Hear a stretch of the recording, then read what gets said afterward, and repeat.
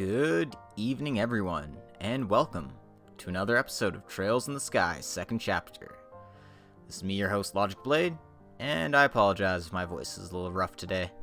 Been yelling and screaming a lot today. Gotta keep it under control. Anyway, last time around, a lot happened. Ouroboros' plan to shut down... Well, they weren't planning to shut down all of Liberal, that just happened to be a nice little side effect of their plan to bring back the Shining Ring, which is currently absorbing all orbital energy in the area. So, no lights, no kitchens, no nothing. No orbit power for people means, well, they're having a really hard time. Luckily, that's exactly why us bracers are here, to help solve everyone's problems all at once. We've been to Bose and Ruan, and we've seen they're struggling. Ruan's bridge is perpetually left up, so we can't do anything but take the ferry to get across from there. You can see this machine's just stuck in the middle of the road. None of the lights are working. Everything's shut off. It's basically the worst. In fact, it's so bad, I'm going to call Tita over here right now, and she's going to fix it. No, she's not. You want to get... You do want to put Tita in your party, though. I'm leaving the cloak quartz on, so I'm not planning to get into any combat.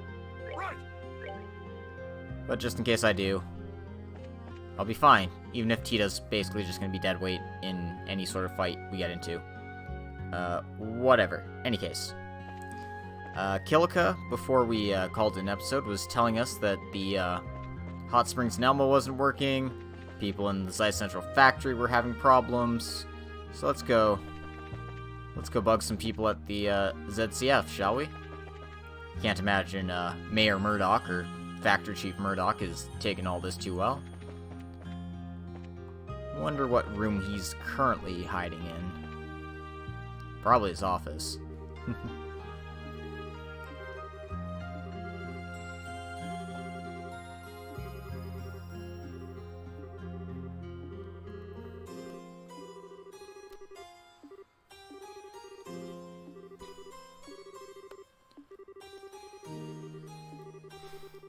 Well, at least they have some orbital lamps, but that's about it.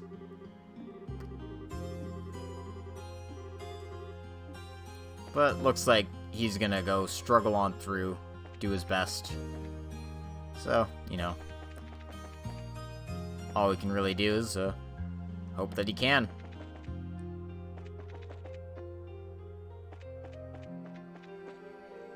So, let's go check out what Kilika was saying about the hot springs not working as intended.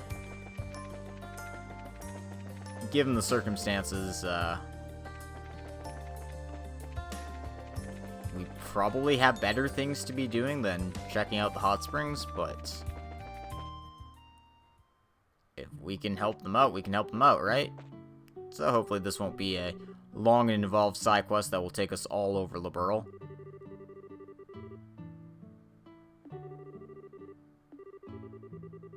I hope. Yeah, so the pump isn't pumping hot water, so you basically just got this crap. Yeah, as this is not a facility that affects is vital for daily life. It does affect daily life. Nobody's really focused on this. It's a low priority.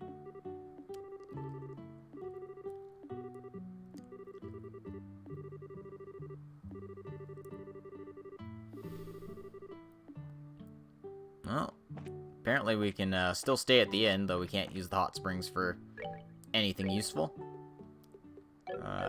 Obviously check the guy there if you need anything you need to purchase. But talk to her a second time.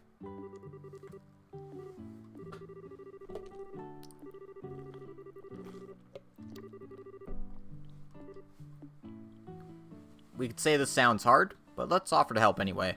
After all, being a bracer is all about caring for other people.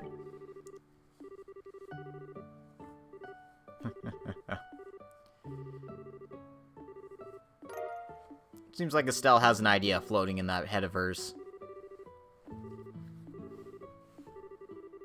Well, let's check out the pump shed. Maybe we'll figure something out there. Maybe if we just replace the pump entirely with like a, I don't know, gas-powered pump, that would probably do the trick.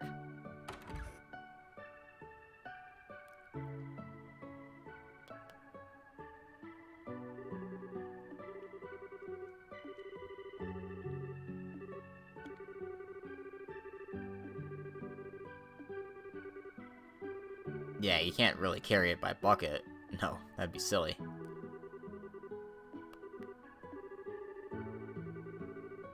Yeah, so this ornament's a bit too big for us to try and fix with the zero field.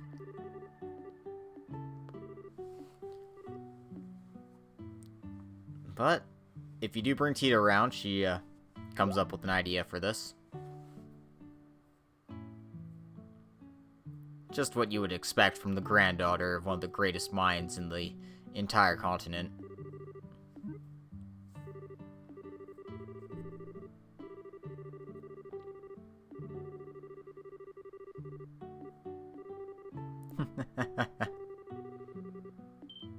Okay. Brilliant.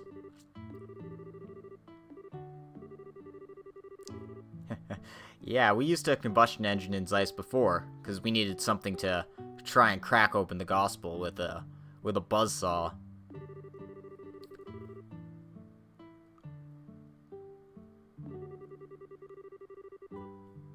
Makes sense. If we make the combustion engine work the parts, then the engine can do it itself.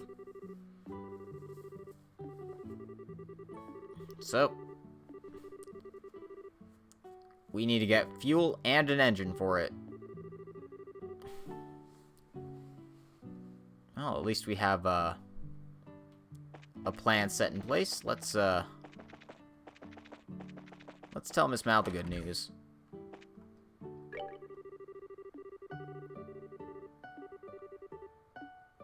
Well, we do have a good idea. We just need to make it happen.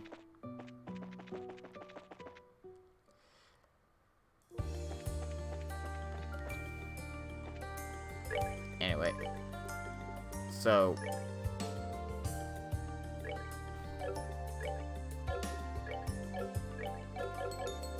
Tita's not going to be too useful for this area, but we do need her for the quest, so at the very least, stick the night goggles on her. We may be taking a trip to the Chaldea Tunnel. Wink, wink, nudge, nudge. Alright then, so let's head to the landing port first, see if we can get the combustion engine from the maintenance chief.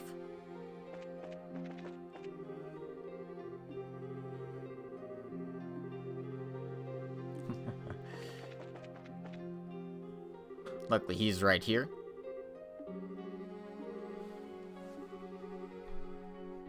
Looks like he's doing okay. Sorry about that.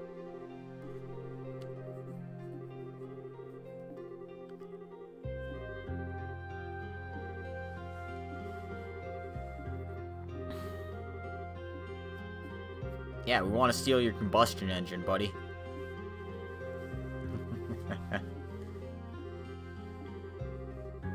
And unfortunately, they just lent it out to the Royal Army, because of course they would need it too.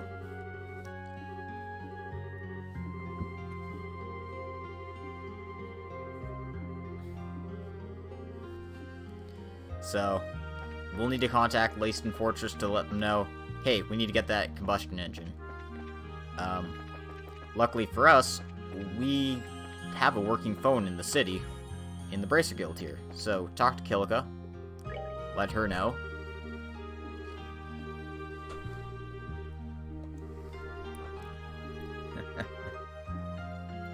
And of course, the army's zero field generators can connect to Leyston, so, you know, it's good. We did it, guys.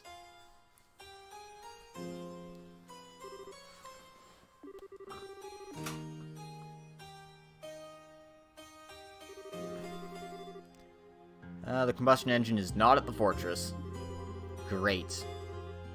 It's, on a patrol ship that just made an emergency landing on the plains.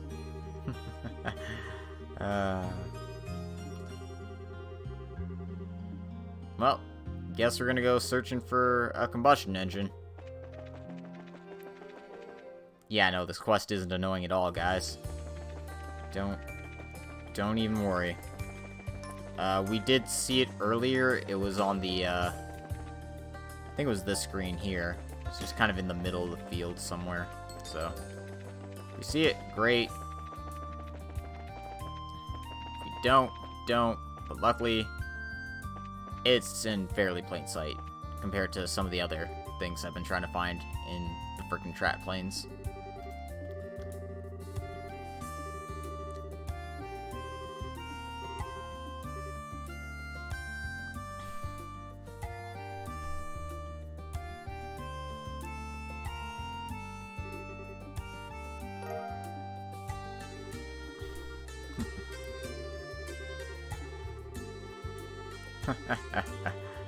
Bracers seem to have different priorities than we do. Yeah, I'd have to agree.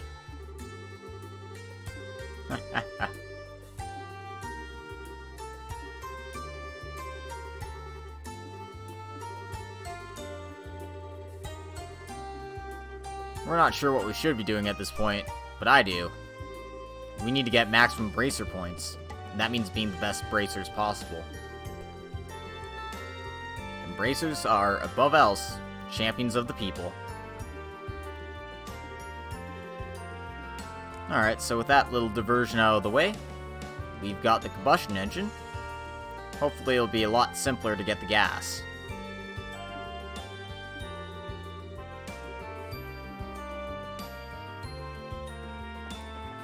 So, head back to Zeiss.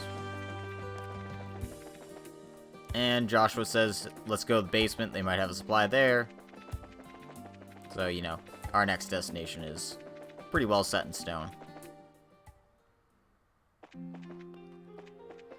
Do.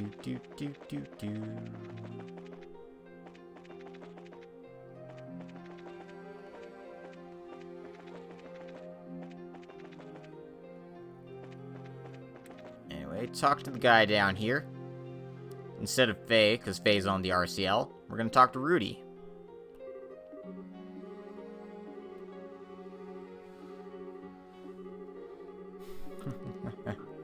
And unfortunately, they don't have any gas in stock.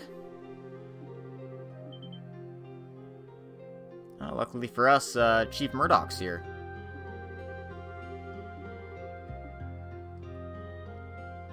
Maybe he'll be able to tell us where we can get some gas. Ordered it about a month ago.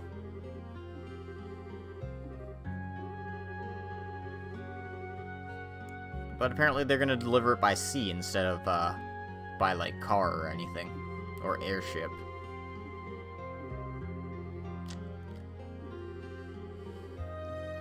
And if it's anywhere, it'd probably be in Rouen. After all, I can't distribute if nothing's working, right?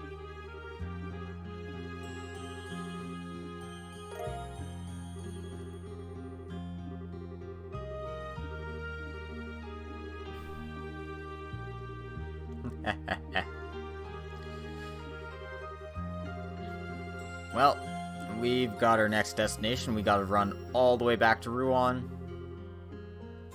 to get this goddamn hot springs pump fixed. Yep, this is the most bracerly of bracer duties.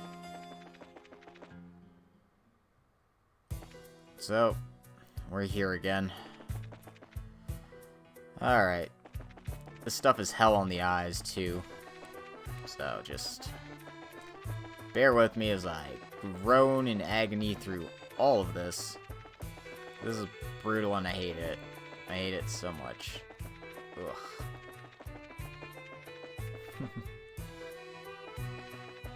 You ever get, like, car sick, but, like, when you're playing video games? It doesn't happen to me often, but this right now is doing it. So if you're kind of sensitive to that thing, I'm very sorry. It's pretty bad for me, too.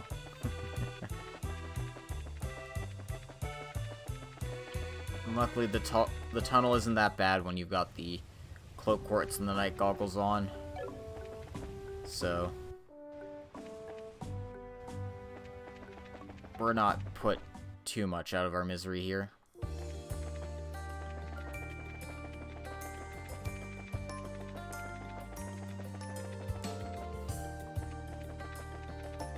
So turbo your way through Ruan here.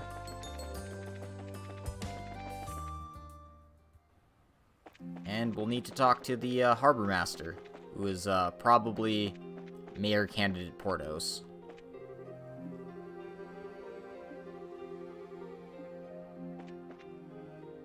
Luckily, he's right there.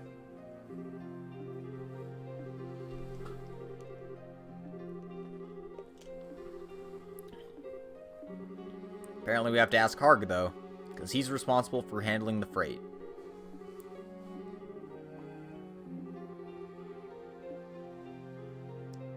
So yeah, Harg is at the end of the pier, so talk to him here. Yep, this is the quest where you fix the hot spring. Luckily, I'm almost done. Just need to get the gasoline tanks from this guy.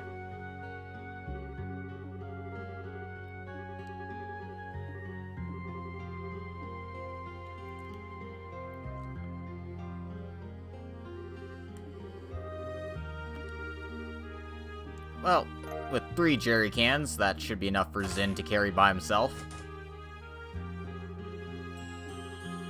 I like to imagine we've just, like, strapped the engine onto his back, and, like, the gasoline tanks are taped to his arms, and, he's just kind of waddling around like that.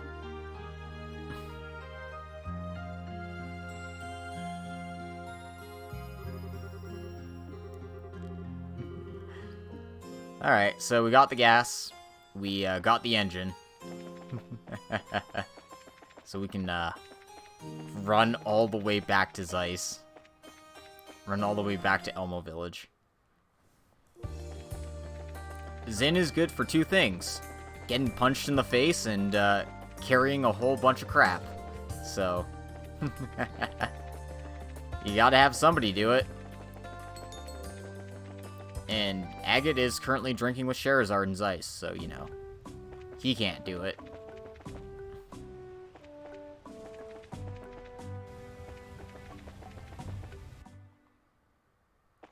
Anyway, back through hell again. Ugh.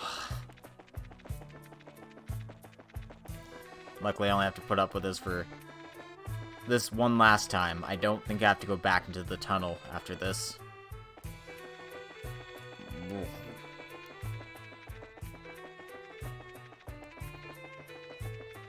I feel like Olivier when Ina drinks him under the table.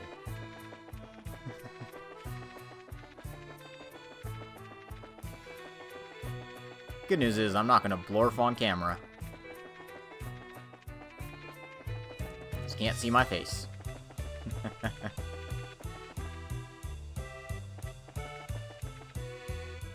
And we're out.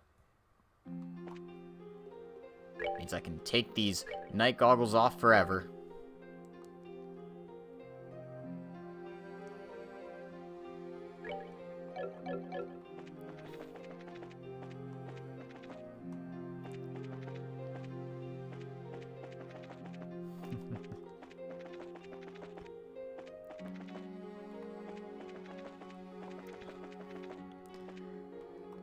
Oh shit, I used the turbo on the escalator again. God damn it.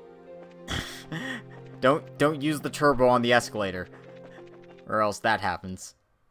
I'm gonna save just in case I screwed it up. Because I used the turbo on the elevator. The escalator, whatever. Same difference.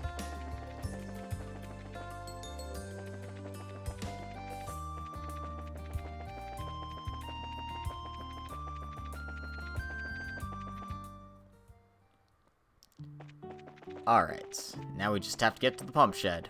We're almost done with this quest. It's just a whole lot of wandering around. Luckily, you don't have to go to, like, Bose or anything, because that's, you know, frickin' all the way across the country here.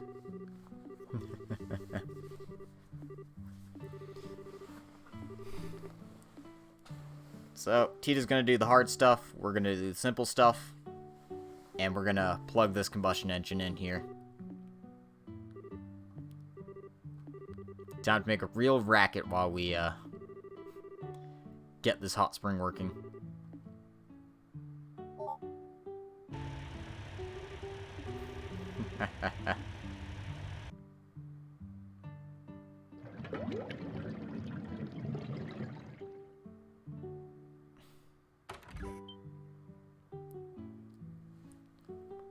Oh snap, the pump's working.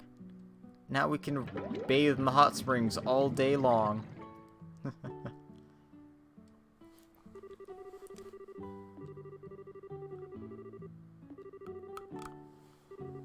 I think you owe us a lifetime of free baths. That's what this sounds like.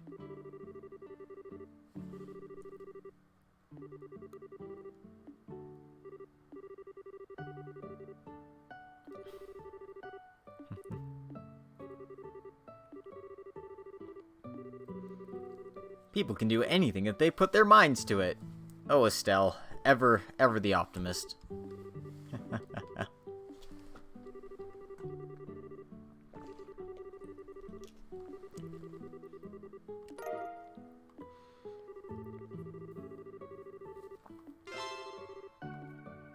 And so for our troubles, we get to go to maximum CP, get some Nirvana tea, and most importantly, get well on our way to maximum bracer points. So there's one little stop we need to make on the trap planes before we can say au revoir to Zeiss. And that's the Wolf Fort here. We gotta go see a guy about a certain gambler.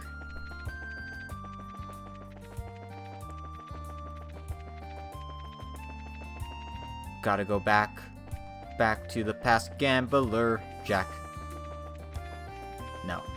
I'm sorry, everyone. That's not how that song goes.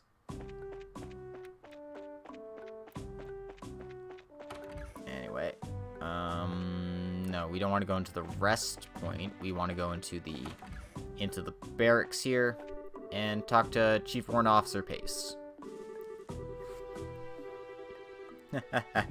He seems pretty fine about this whole situation. That just shows how different the relationship is between Liberal and Calvard and Liberal with Arabonia. Anyway, he's given us Chapter 13, which means we're still looking for Chapter 11. But don't worry, we'll find it eventually. But yeah, that's everything we need to do here.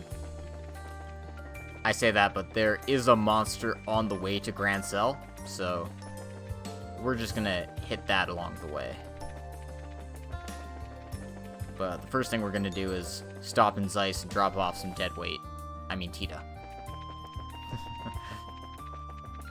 Because yeah, she's not very useful in a fight without a zero field generator on her person. And it's not like she's a very good caster anyway, so putting a zero field generator on her is kind of just ugh.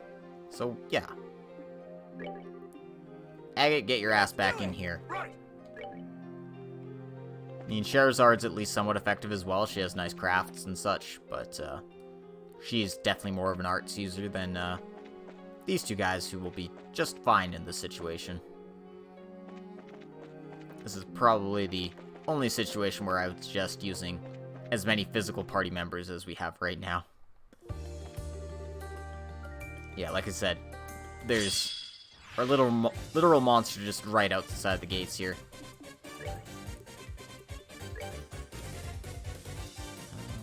Can I hit? No, I can't hit 4 of them at once. Whatever, this is fine.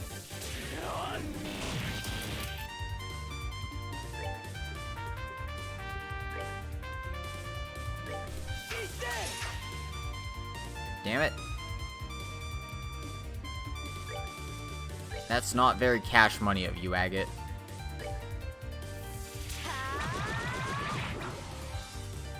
Oh, also I saw the Cold Steel 3 demo. Somebody else was doing a Let's Play of it, and I was just like, I really like everyone's voices, except for Agate's. It still kind of rubs me the wrong way. Oof.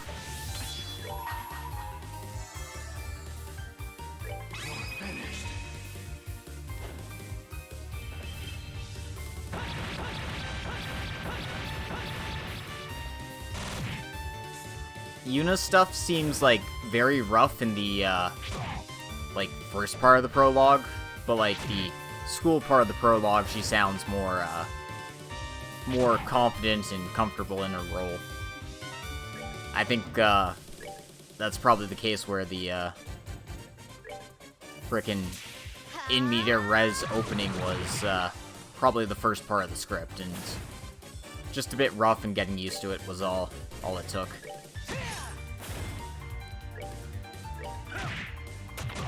Oof. Dang it.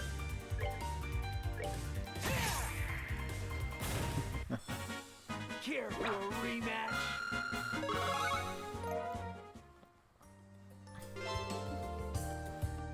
But yeah, I like Yuna's voice. Altina's returning voice is really good. Reen is on point as always. Kurt's interesting. I didn't know Jozija had that kind of range. I can't not imagine him as Claude from Fire Emblem Three Houses, so it's like really off-putting.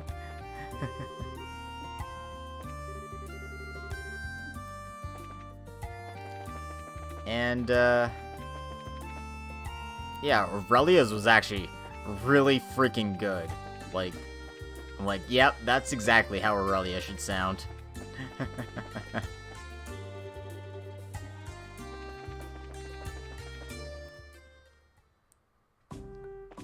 Yeah, the only one, again, that I didn't like all that much was Agate's, but everyone else was really good.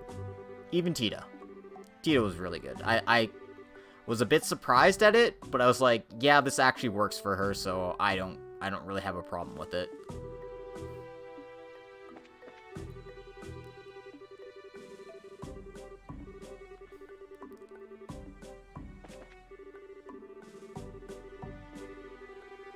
And of course, everyone loves Osborne, and Osborne's the best.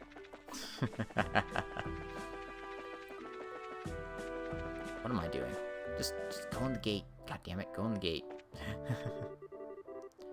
I've been having this reoccurring dream lately. In it, the whole world's a dead wasteland except for this guard post. That's kind of what it was like while communications were dead. Hey man, you might be a prophet. You might be seeing into the future.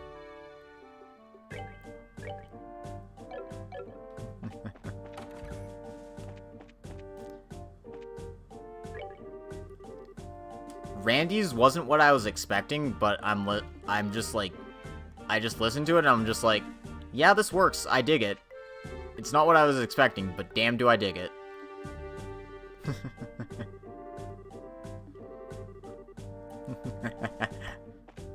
Damn, he's got her priorities straight.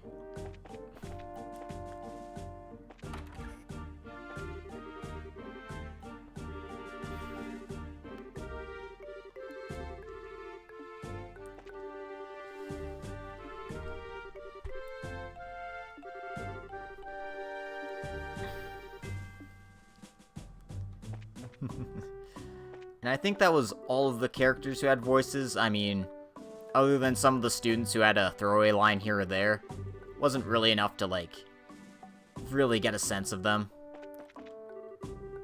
I mentioned it before, but I thought Muse's casting was perfect, and I still think it's perfect. And Ash sounds pretty much exactly like I thought Ash would sound like too, so all in all, I'm pretty impressed by the casting decisions.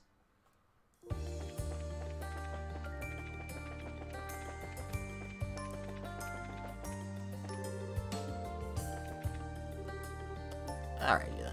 Let's just go to Grancel.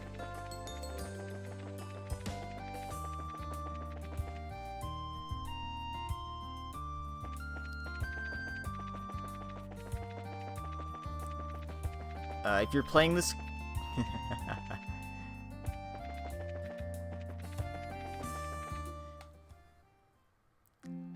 Yeah, I'd have to agree. It's, Muse has some awkward lines for sure. I thought they did a really good job cleaning them up. Because I know they, translated very, very awkwardly sometimes, so... Seeing it, get that spit shine polish really, really changes how you feel about these things.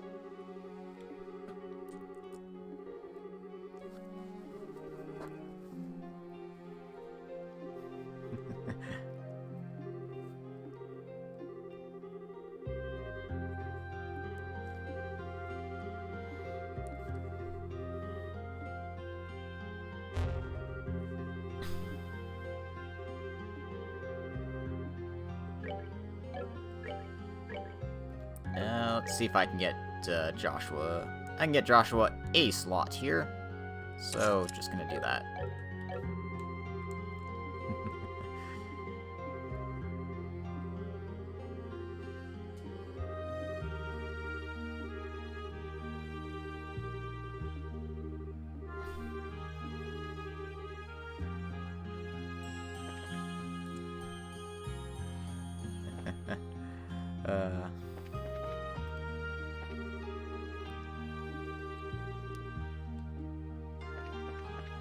But yeah, overall I've been impressed. I'm surprised the translation is looking so good, considering it's Nissa, and I know exactly what Nissa did to Ys 8.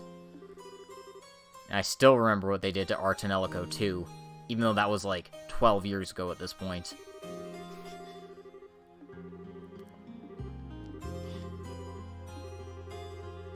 Anyway, since we got the fishing card from Lloyd at the Valeria Lakeshore, we can buy Beta Grancel now, so... If ever you feel like fishing, we've got you covered. Anyway, stop over by the Bracer Guild here. Check the new quests here.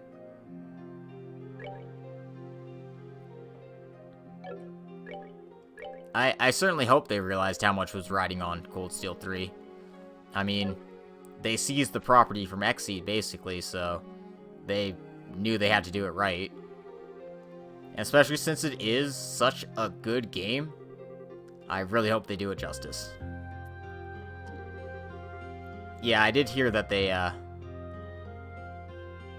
got, Exceed's voice director, they brought Brittany over, so they really did a lot of work for that.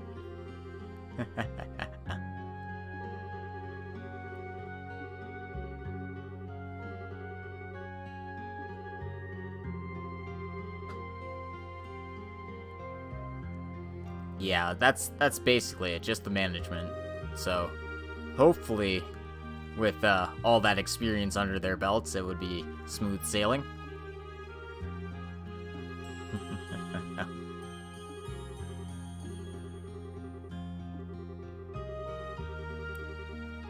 And apparently the gate to Grancel Castle won't open at all.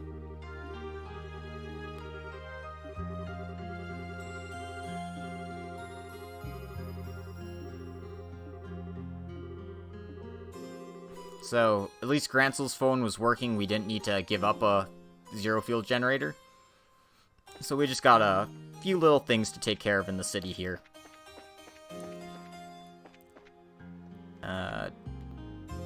That's not where I wanted to stop, was it? No. No, it was not. Wasn't the bar either. I want to go to the... Oh, want to talk to Anton here. Apparently Anton's heart was shattered once again in Roland. If you're going for the Odyssey of Anton achievement, that's the last time you have to talk to him. As I have the achievement already, it didn't pop up on my screen or anything. And if you're looking for the next issue of the Liberal News, you can only get it here in Grancel, so go ahead and pick it up.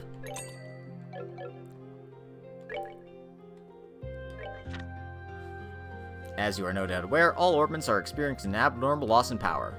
This phenomenon appears to be nationwide and is having a severe effect on both manufacturing and transport. Even our magazine has had significant difficulty reaching print. While this phenomenon is hindering our ability to distribute nationally, we will try to release in the capital at least. Additionally, information is difficult to confirm in these circumstances. We apologize for any inaccuracies. I certainly hope so. I know this has taken me about 20 days to get to this point, so... I guess I'm at 15 episodes for second chapter. So yeah. I don't know if I'll make it to Cold Steel 1, actually. I think I'll make it to, like, the middle of Trails to Azure at this pace. I'm not quite sure how long Trails 3rd will take me, but yeah, I'm thinking about the middle of Azure is about where I'll be at by this, at this current pace.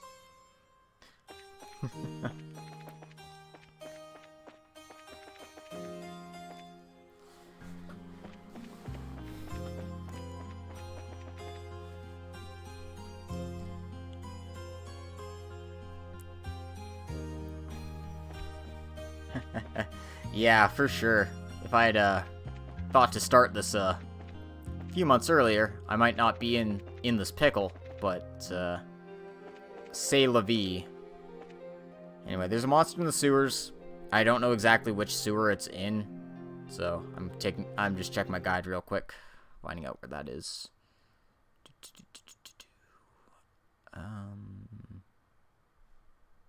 East block. Okay, I'll find it if I screw around quite a bit. Take me a while, but I'm sure I'll get there eventually. Because they just had to put you in the sewers one more time. Thank goodness for the cloak quartz. Also, if you want to fish in the sewer, go ahead and fish in the sewer.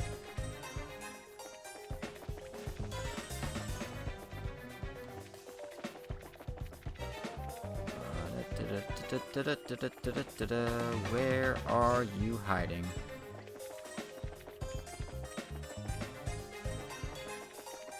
Not in there.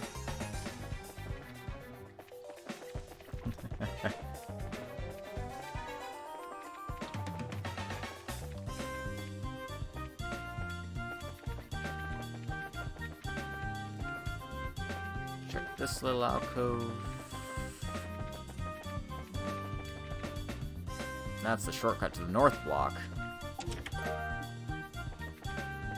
I actually haven't dug out the treasures in the north block now that I think about it. I should have probably done this first.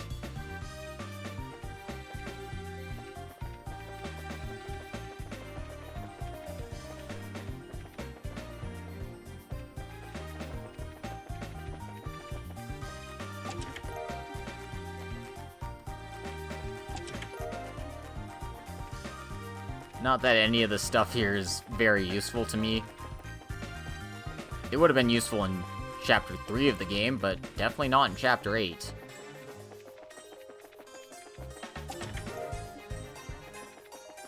See, I'm getting long barrel 2s when I already have long barrel 3s. Yeah.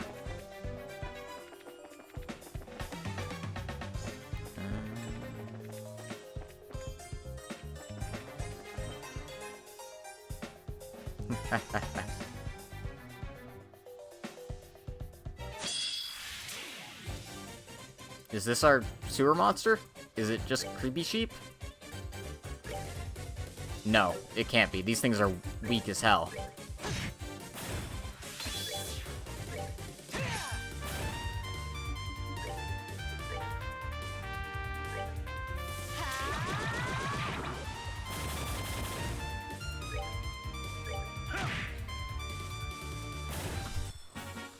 Savor the victory. Okay, yeah, this definitely wasn't the monster fight we're looking for.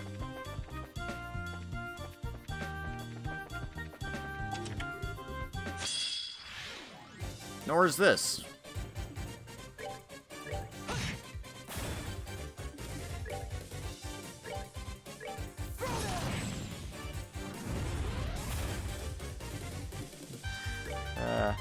yeah, I forgot to go into the north block of the sewers, apparently.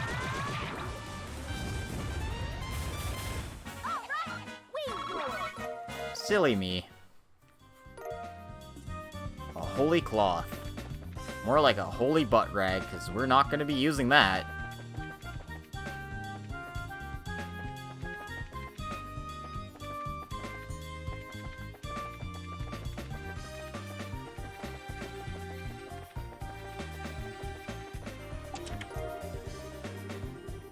Oh, that's handy. Kind of. 25 of each sepith isn't much of anything. Can't go in through the hidden door to into the castle, so... Yep. Which means I still have to look for this goddamn monster, wherever it's hiding. Well, there's only so many places it could be.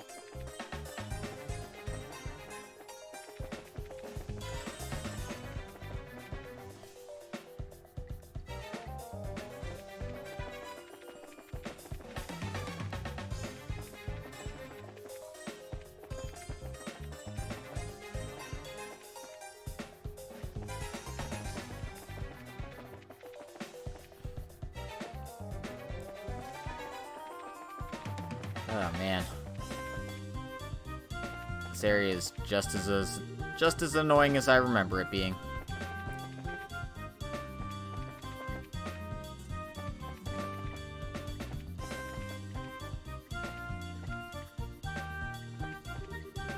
There we go. This looks like our mark.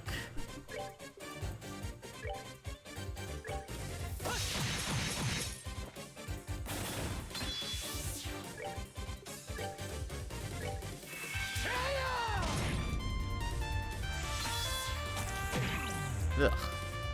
Darkness breath. That is pretty rude, guys.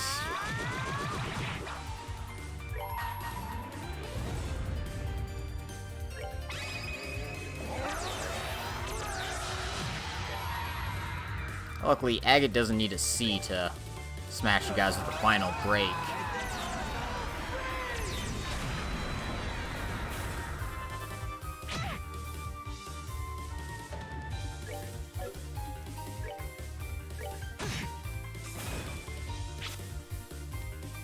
No, Agate's the one who's blinded, not you.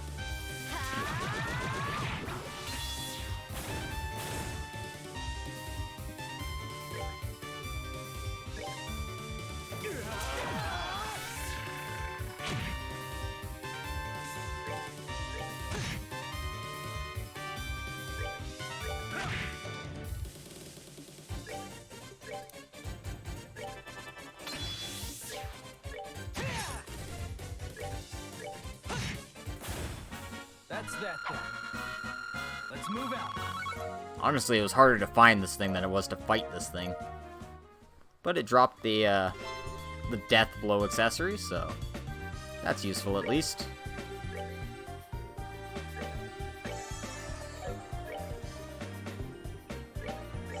And let's try to chop everyone up here. Okay.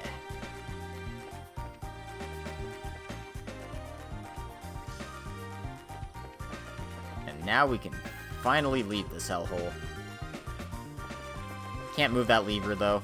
No shortcuts to the west block for you.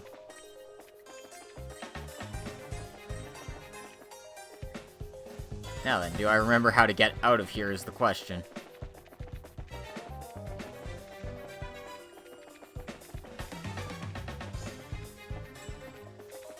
Well, one can only hope, right? Okay. That was, less annoying than I thought it'd be. Guess I really have these sewers committed to memory if I can, get out with that much ease.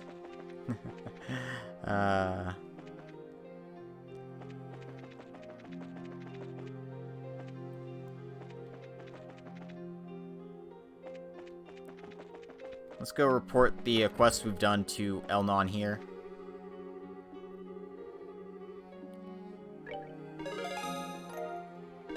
Saffron monster, River Roadway monster, monster on the Trap Plains, monster in the sewers, restoring the hot spring. We're all the way up to 341.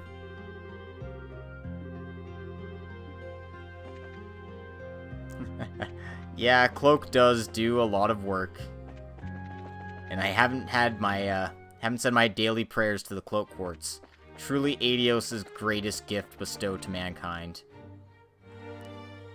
Gate stuck open.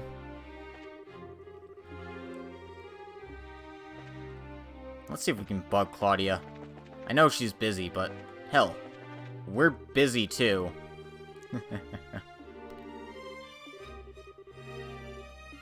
I guess the Empire wouldn't be able to use their guns either, so everything would be fine. We just have to settle this like men and stab at each other.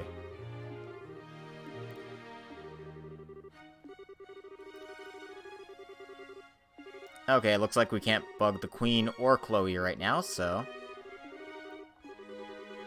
guess we'll just have to leave her be. I'm sure she'll be fine.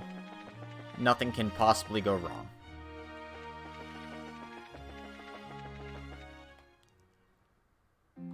Alright then. So most of our business in Grancel is taken care of. There's no hidden side quests in this area, thankfully. But again, just make sure you don't go to this place last, because if you do, you miss out on the 2 monster side quests here. And speaking of those 2 quests, we might as well take one of those out right now. At the Urbe Scenic Route is where it's hiding, I remember.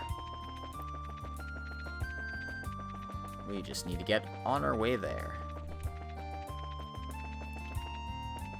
I don't remember exactly where on the route it is, but I'm sure we'll run into it eventually.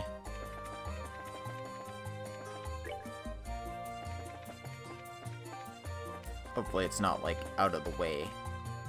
And it's just, like, right in front of the villa or something easy like that.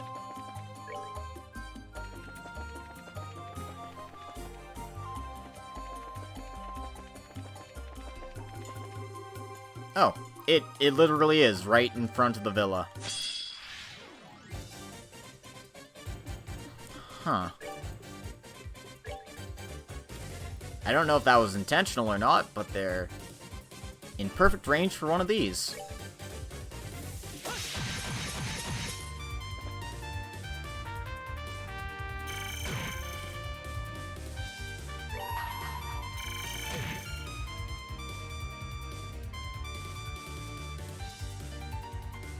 Alright then, I can get all of them at once. Merry Christmas.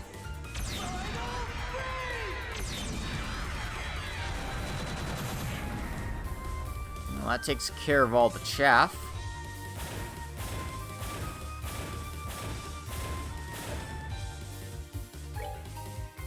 And this guy has about half of its health left.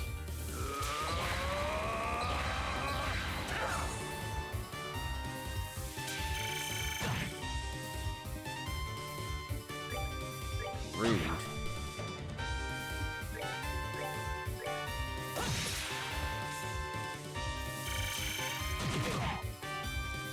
Rude. This guy actually hits pretty hard. Luckily, so do we. Savor the victory. We earned it. And Joshua got a level. He's up to 80 now. That's pretty high. Almost as high as I am. Ha ha ha. No, I'm not. Not in the slightest. Alright.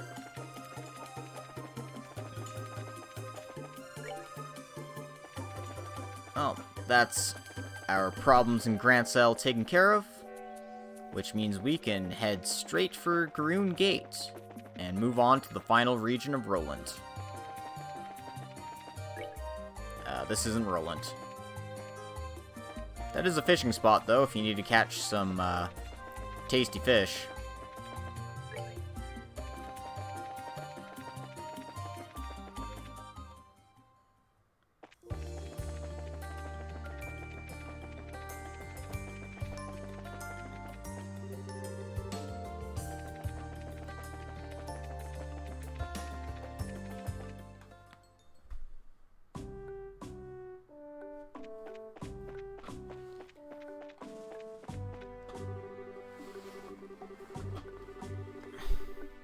So the only people allowed to pass are bracers and army personnel, obviously.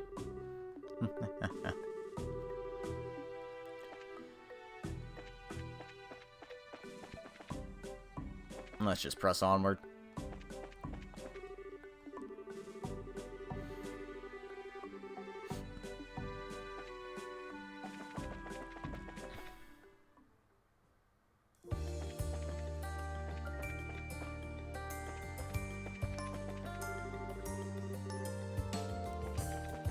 And away we go.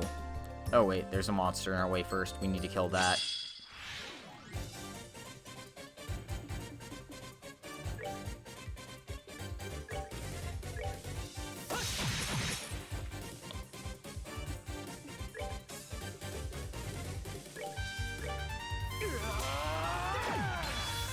Fake it till you make it, buddy.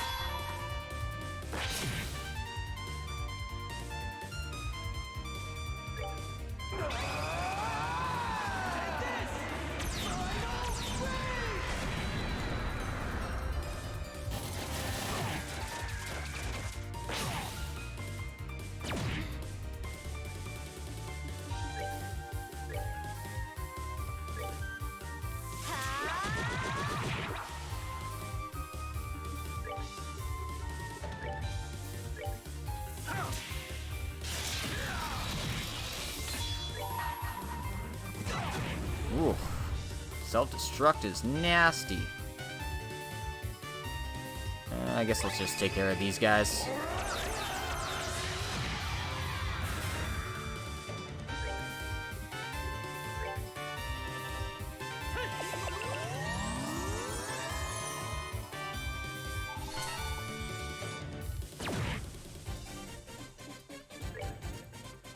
Alright, Estelle, beat this thing up.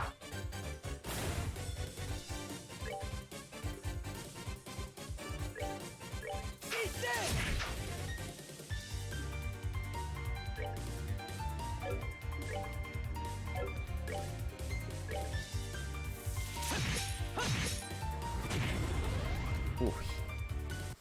Right, I forgot self-destruct does critical damage on that turn too. Oh well, it's not a big deal. Joshua can take it.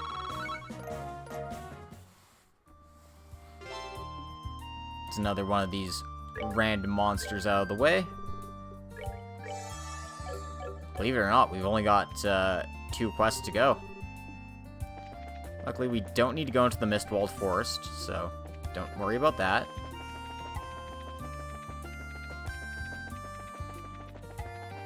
We just want to make it home safe and sound.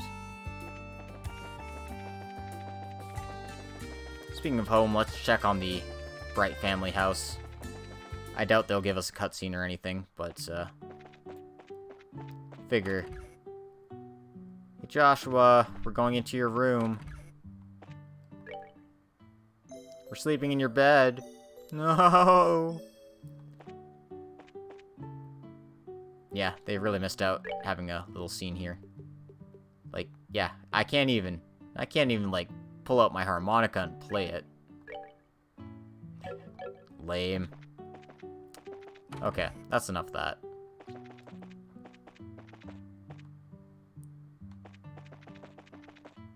Obviously, we've got better things to do than reminisce about the past right now. Let's go ahead and get this last phone restored. I just want to make sure... Yeah. Okay, this only triggers once I go here anyway, so don't worry about it.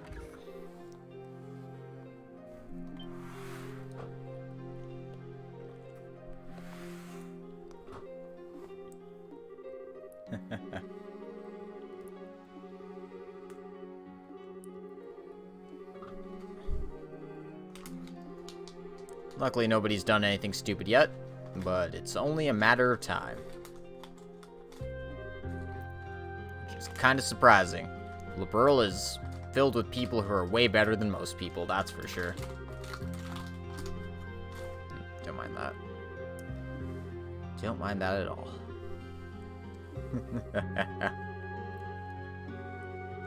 Yes, You gave us our first bracer notebooks. You're almost like our mother. My mother is dead!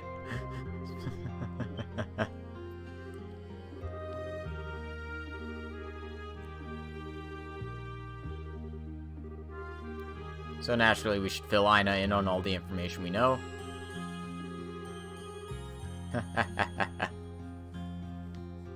Hey, it's true. Both Estelle and Joshua's mothers are dead. They still have Papa Braid, at least.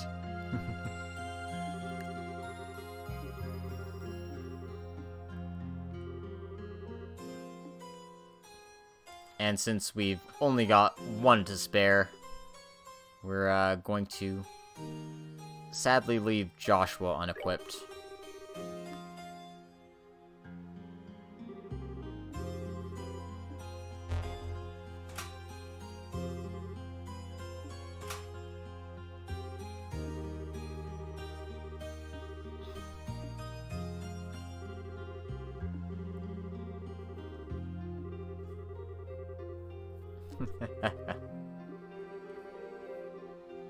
So, we should let the Professor and Captain Schwartz know that all of the phones are working now. And because we've distributed all of these, we get 8 BP. To 349. Still B+, though.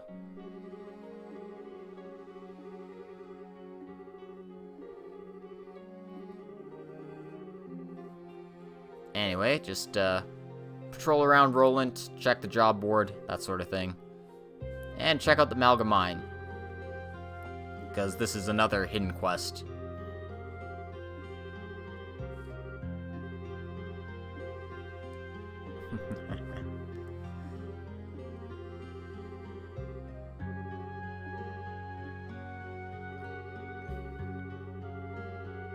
Again, you can call your allies over if you need to, but we'll be rolling with this party because, hey, physical team's best team, right? Especially when you can't use your arts. Up to 359. Getting close, there's, ooh.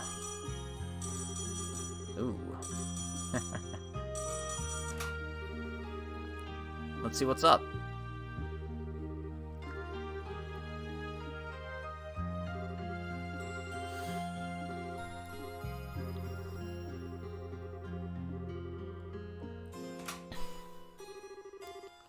So once you get all the zero field generators to their phones, the plot kicks in. And if you haven't been to Gransel yet, you really, really miss out because you can't get the side quests. So yeah, the Queen wants to see us now, so we can go over there and see her.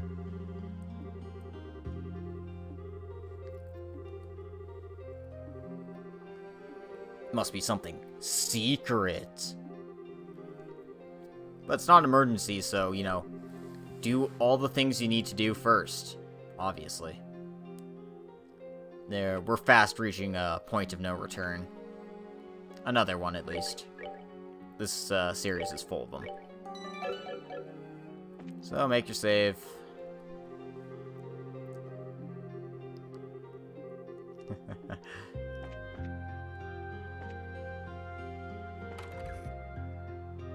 Checking on Renan and Kitty here.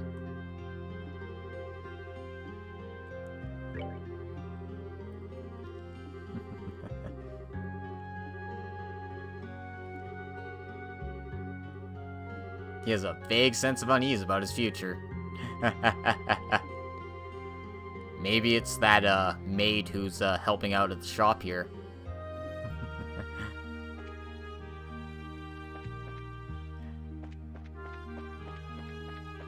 But let's not worry about that too much. Check in on Luke and Pat here.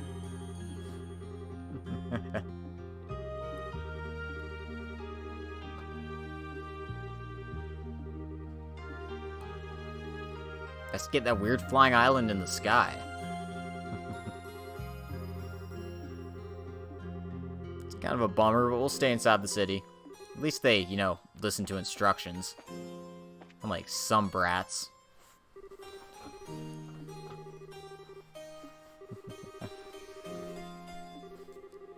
declares after the big scoop.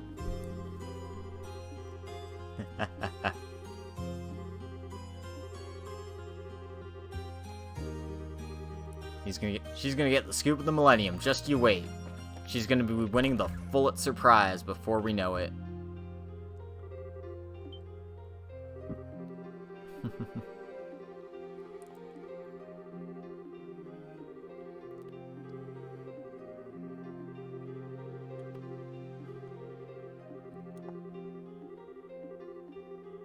And again, this is same stuff as always.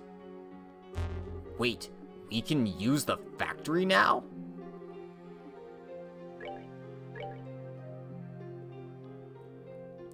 At least I got some water sepith from these jerks. But yeah, just basically focusing on Joshua's slots here. Since Estelle and Joshua will be in your party for the rest of the game, obviously you want to max theirs out first before worrying about anyone else's too much.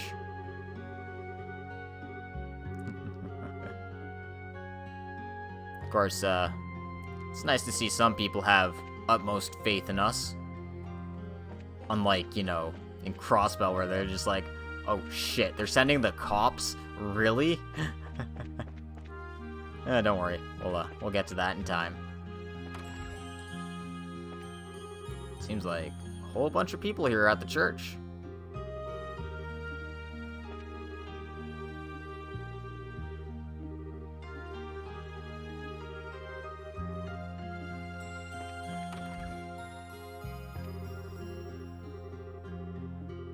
Oh, no, they're setting up for a wedding ceremony.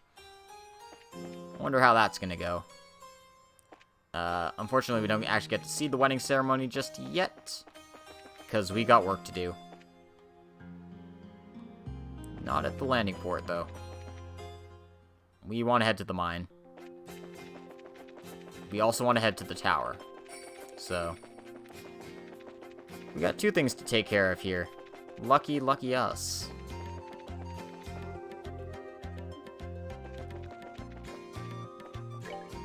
Well, the tower's close enough, so let's just head there first.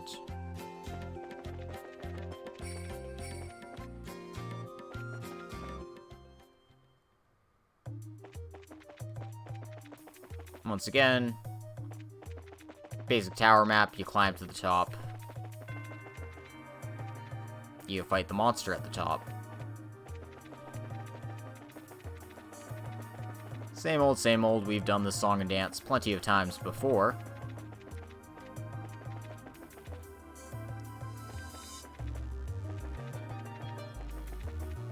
I thought I had missed that treasure chest for a second. I was like, oh no. Luckily, we are not in such dire straits. But that's not the way I want to go, I guess.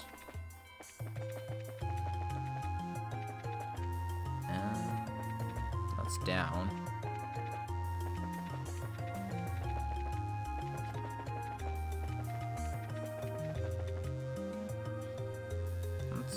That's up.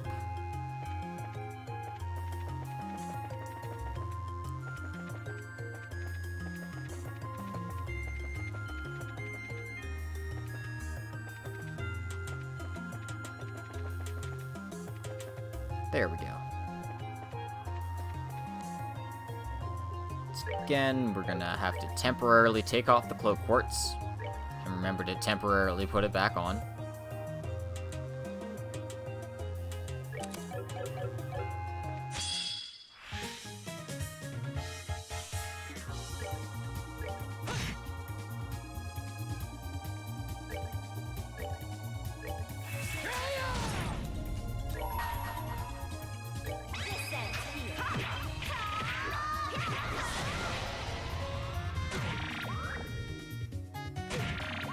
Don't steal my EP. I'm not even using it.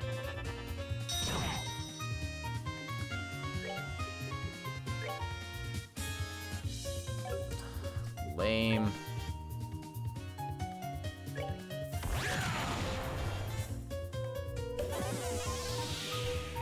Sure, cast Chaos Brand on Estelle. Or Joshua. Either is fine. And Petrified Spheres just annoying at this stage.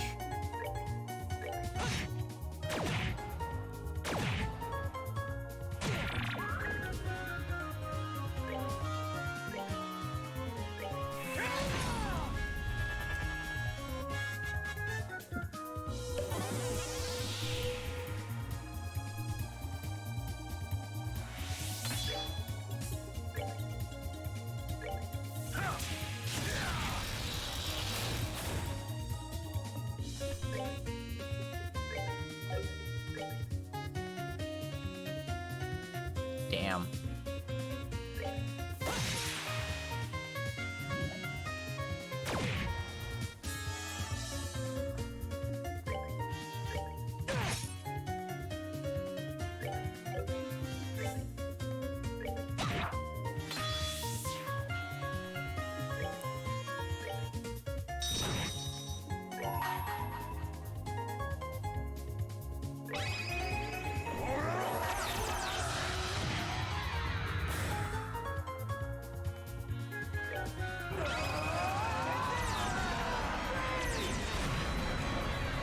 No, they're still alive.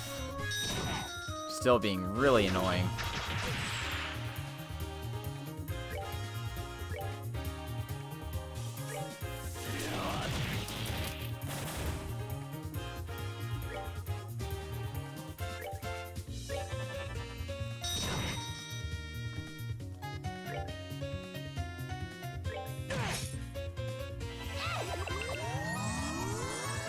Thank you, critical healing turns.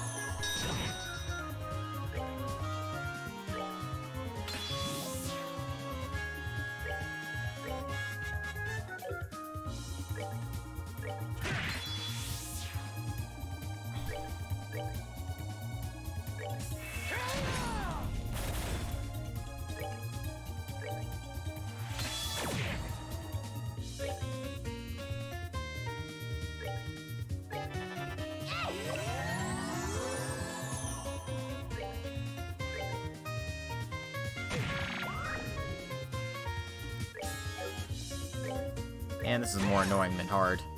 Don't you just hate those fights? Or you're just, like, waiting for these things to die?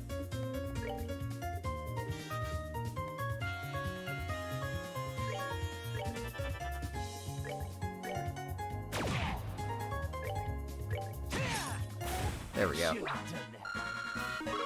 Finally. And all that trouble for a soul orb.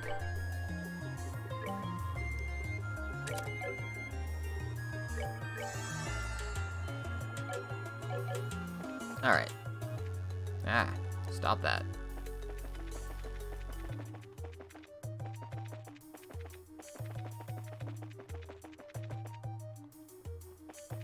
Alright, now we can leave these towers for good. We'll never have to climb one of them again.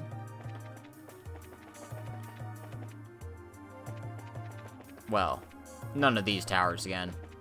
There may be towers in our future that we need to climb.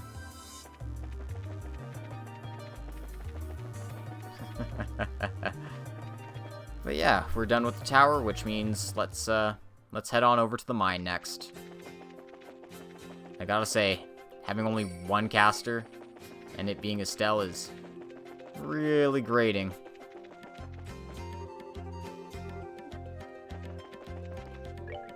But what can you do?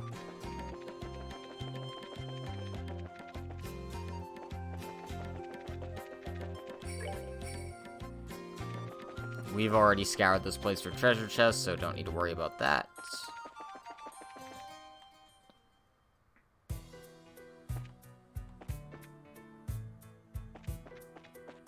Anyway, what the hell's with this Technicolor stuff trailing behind us?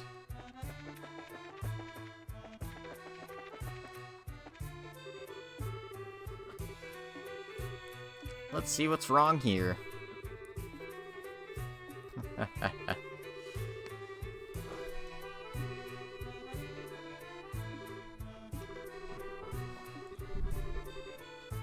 Oh. Well, the boss and everyone are stuck down in the bottom of the mines.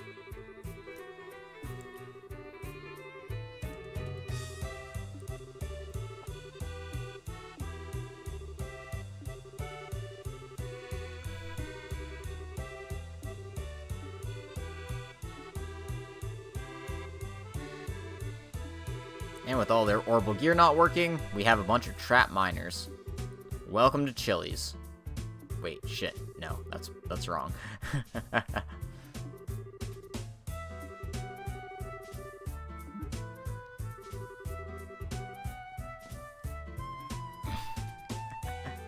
Wasn't that like 8 years ago? Or am I like totally misremembering that?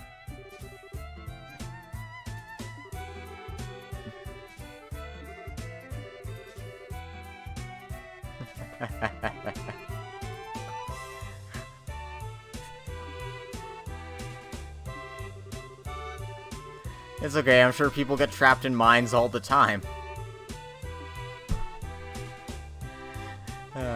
Anyway. This machine doesn't work, but, guys, we have a zero field generator. Let's just use that.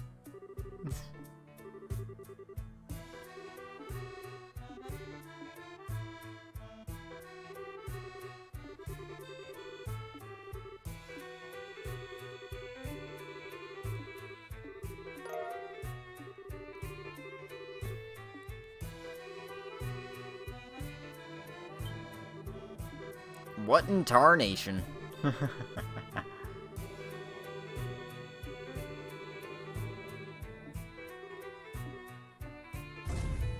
There we go.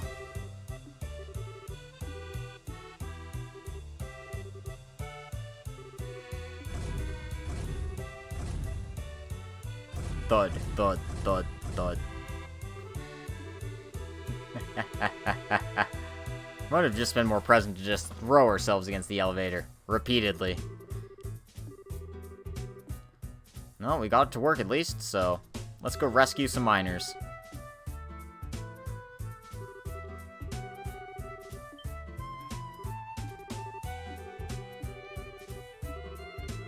Yo, Trent, what are you doing over there, you lazy? Oh shit. Mine's haunted. Mine's haunted. That's what she said.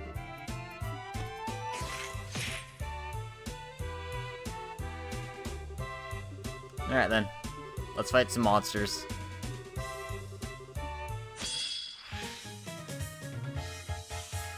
My question is, do I get my zero field generator back, or am I just, like, heartless for this fight? Not that it matters, these things are weak as hell.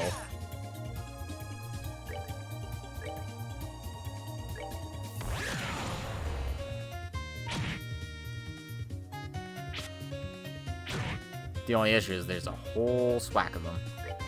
And luckily enough, it looks like Estelle still has art, so we should be fine.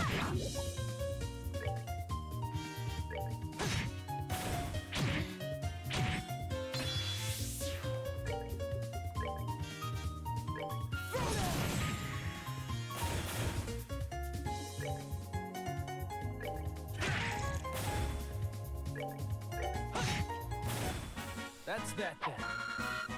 Let's move out.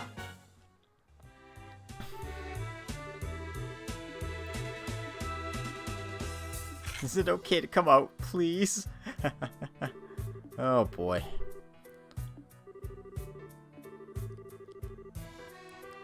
You gotta be pretty crazy to be a miner in a JRPG.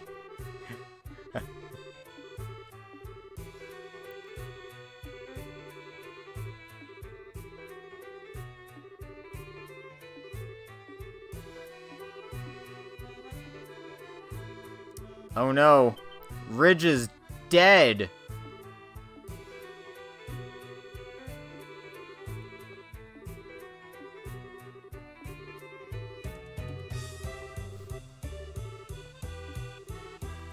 Okay, so we're looking for 5 people. Hopefully it's 5 people and not 4 people in a corpse, or, you know, 5 corpses.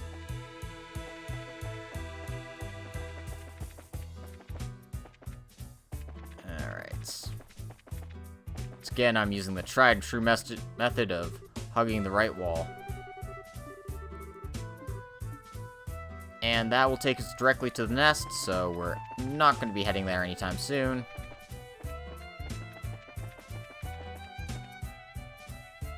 Alright, looks like we found 2 guys.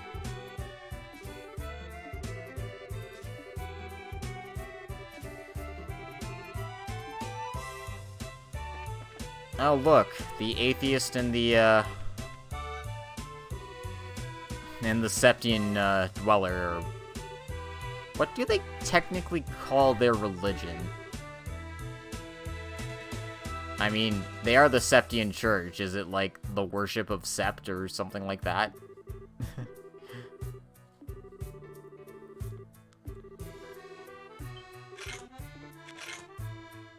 Anyway, more crabs. Make sure your miner friends don't die.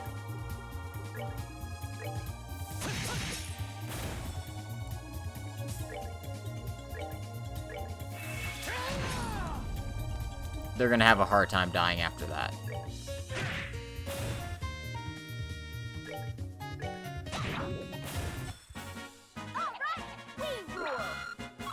Yeah, these guys aren't very tough. Thank goodness for that. Because escort missions would be super annoying otherwise. Right. We've got to find 3 more people. Just let us, Gonbare here. No, there's, one guy. Oh, it's the mine chief. It's a good plan, up to the point where all the monsters chase me in here.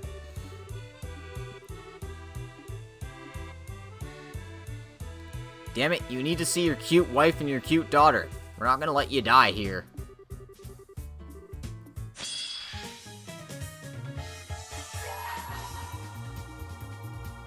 Anyway. Screw this. Don't let Gaton die. Good. Gaton should be fine now. Thank you, Agate. Your quick thinking saved the day. Kiseki.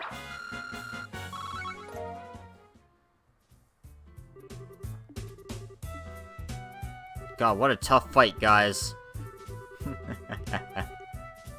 Hey man, perfect timing is JRPG special. Wish you could stop by when we're not in the middle of a damned crisis.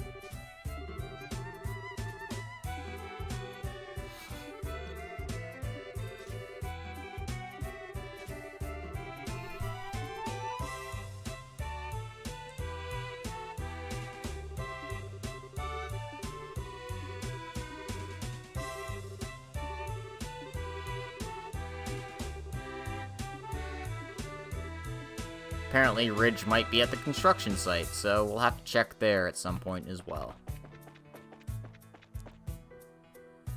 Anyway, check this little path here, and here's our last miner. What do I do? Oh no! Oh hell, no, not yet, not yet! Questions later. Crab battle now.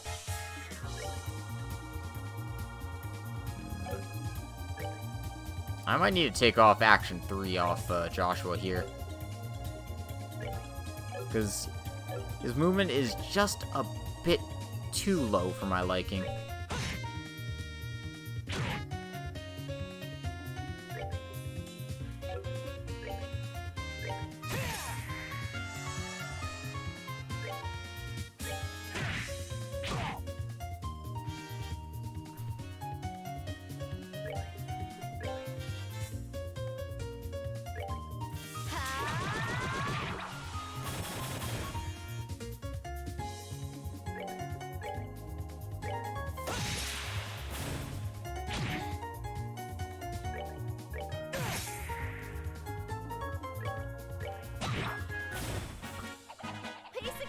There we go. Problem solved. We are good at solving problems.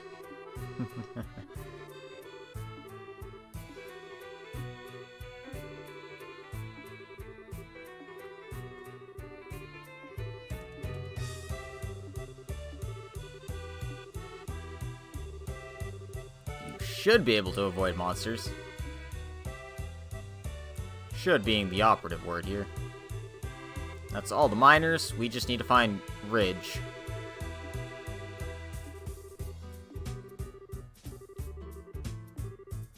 So the construction site's to the north. And that's all the little alcoves taken care of, so let's just head there.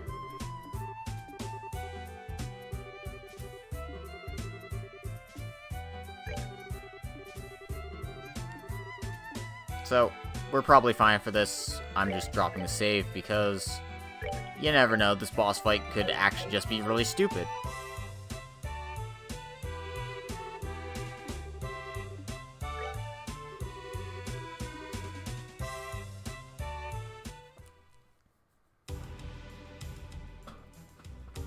Alrighty then.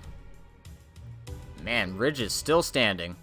Good for him. It's like 10 on 1.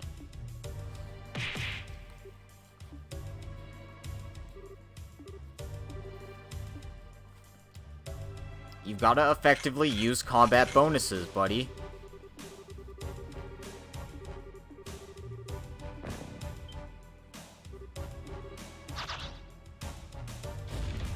Ah. There we go. There's their boss crab. What the hell is that thing? Oh, like I'd know.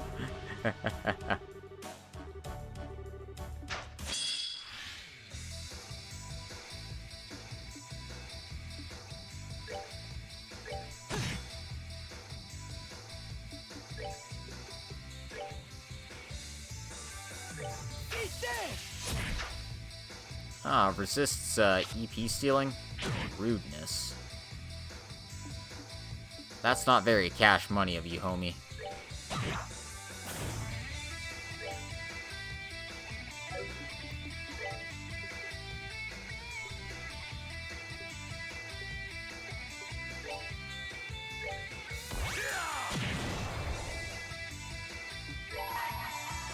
What? No, that's not how that works. I stole your turn bonus, jerk. Ugh, faint. You fiend.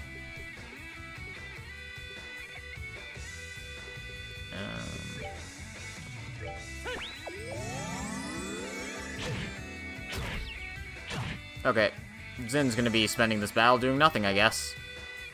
God damn it.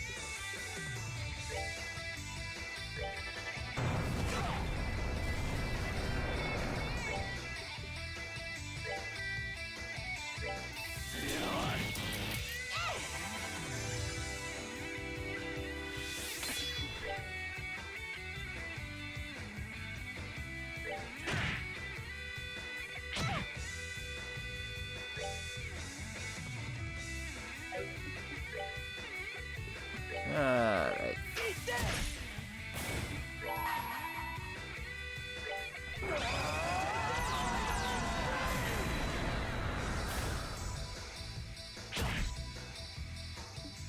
Yeah, sure, you can do that to Joshua. That's better than the alternative.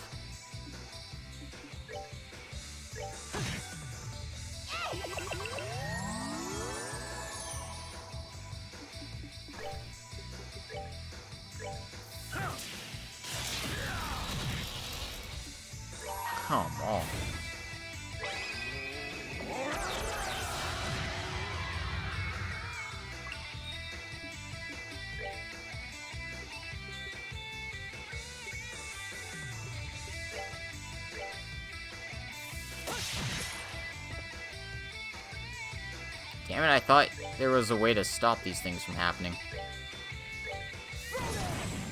There we go.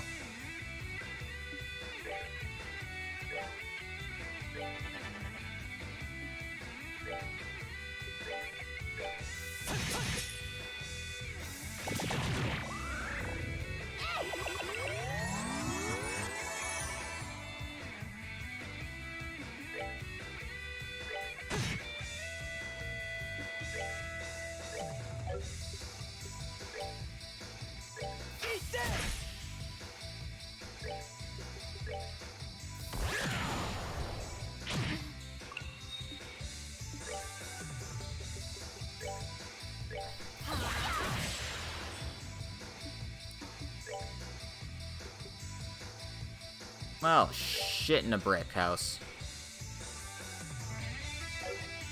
Can I do anything about this? Probably not. Nope. Well, at least Zing can take a hit. 'Cause otherwise, that would have been much worse.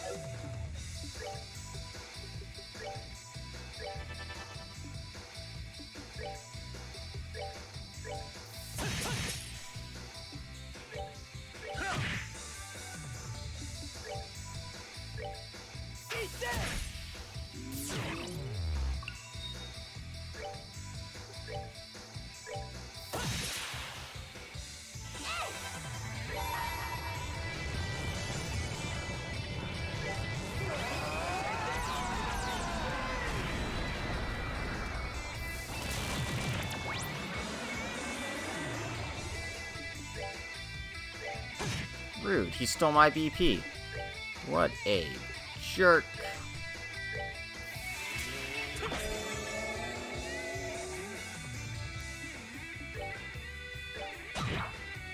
Well, whatever.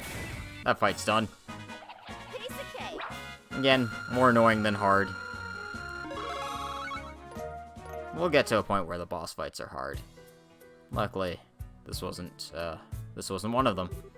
He also gives us the defense 5 ports, which is fitting considering what we were dealing with.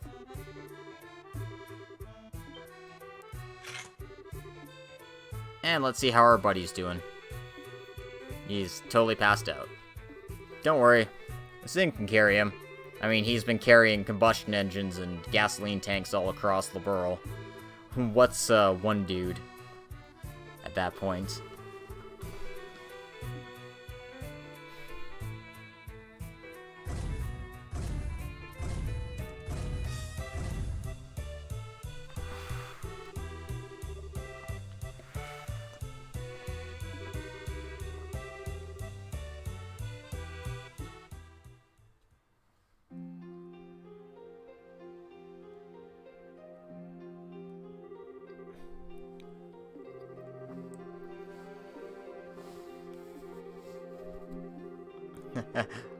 Jeez, way to rub salt in the wound.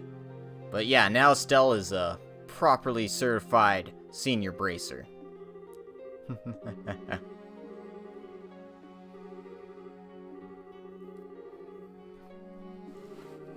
It's no big. She's straightforward. That's a virtue. Sorta. Jesus Christ, guys. Way to pay a girl a compliment.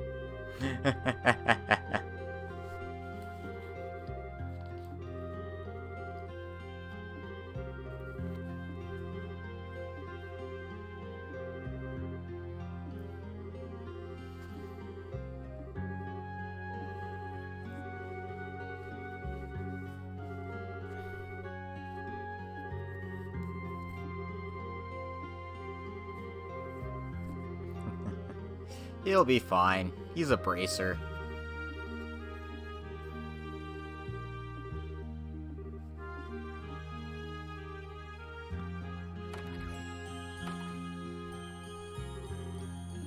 Alright, so we're coming to the end of our business in this chapter. Just a couple more side quests to do, a couple more places to check out, and we should be good.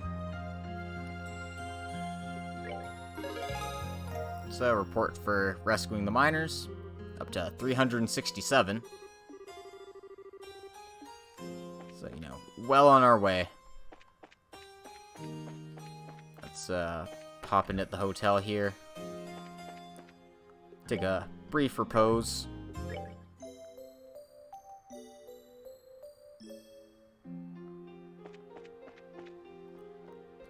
And now you want to take a stop at the chapel here. Because just in time for the wedding ceremony. This only triggers once you've saved the miners.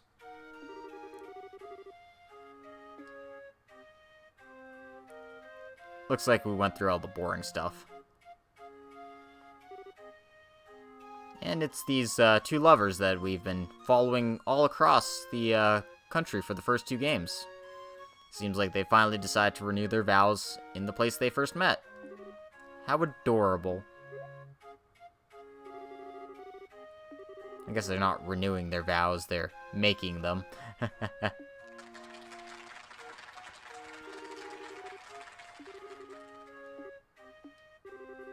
Agate, why are you glaring at the bride and groom? No, I'm not. Just... You watch something so embarrassing.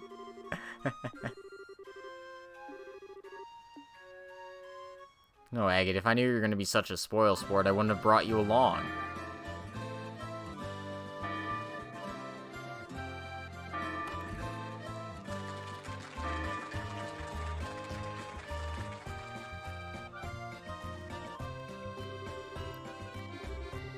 All unmarried women, please step forward.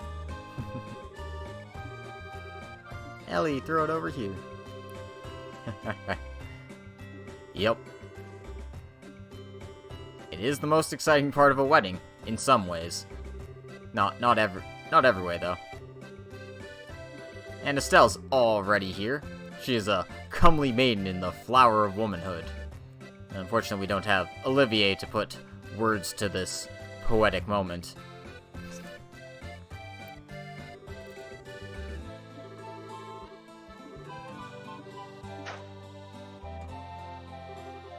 Oh, and she threw it into the river. Whoopsie daisy.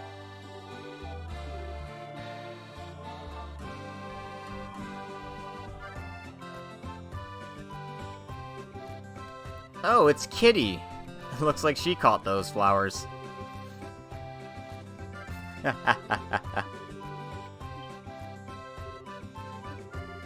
Congrats, miss. I'm sure you have a wonderful future ahead of you. Aww. I kind of think that ended up right where it belonged. Me too, Estelle. Me too.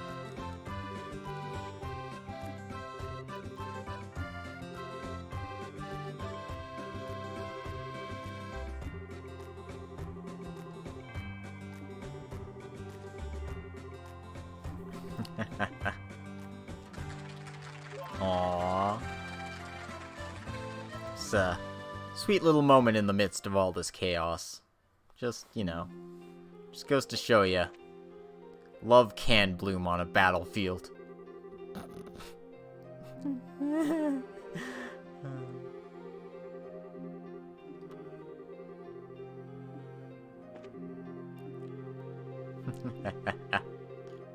Aww.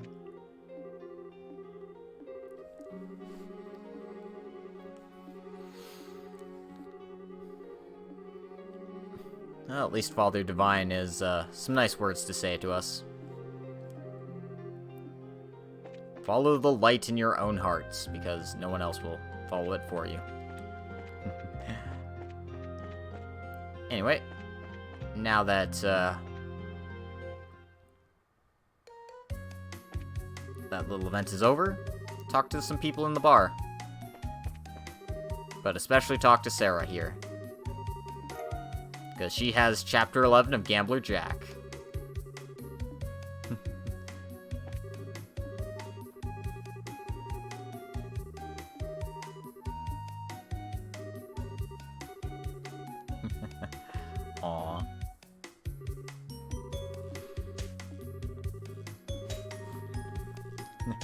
Always seems to be dragging around other men these days.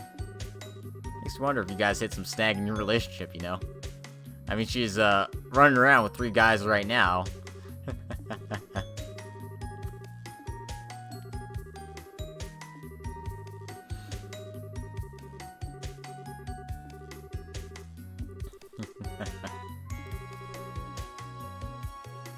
So let's see what she has for new recipes. Like this, the Heavenly Tempura. Lots of health recovery, and gives you movement and speed. So, you know what? Sure, we'll pick some up. Not like I'm doing anything else with my money in this game. And, yeah, I like the Action 5 ports. I like the concept of it. It's just too much movement reduction. Maybe I've got some equipment to help, oh, I don't even have a thing on him. That might explain some things. Do I have an accessory that improves my movement at all? Probably not. I mean, cattail. I can put the cattail on.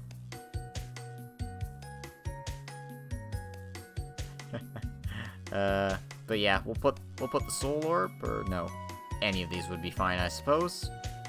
So yeah, let's make Joshua hit even harder. There we go. That should solve my issue.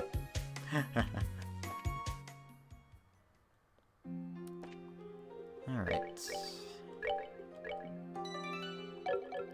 Make yourselves another save.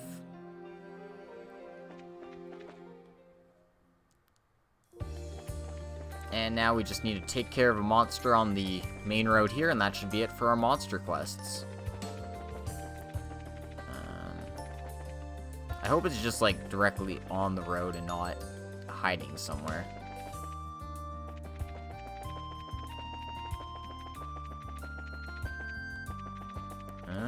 Well, that's not good. Let's check in at the Purzel farm. Maybe it's on the way there or something.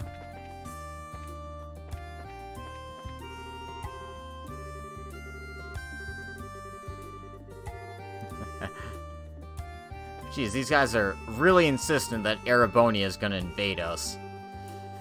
Maybe they're onto something. I mean, who knows what a Warhawk country is thinking at a time like this.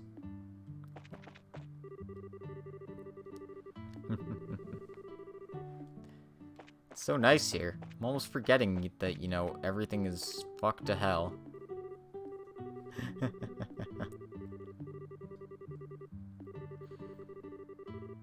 Aww. The punishment. Oh my, Joshua, I didn't know you were into that kind of thing.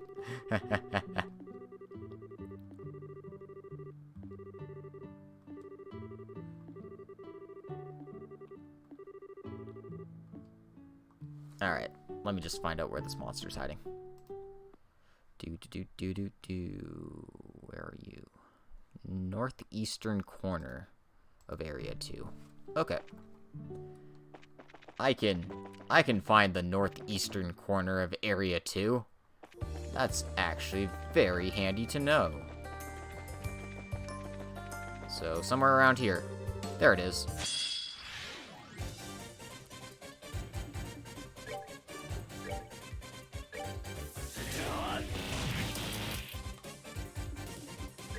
Being susceptible to attack delay is so nice.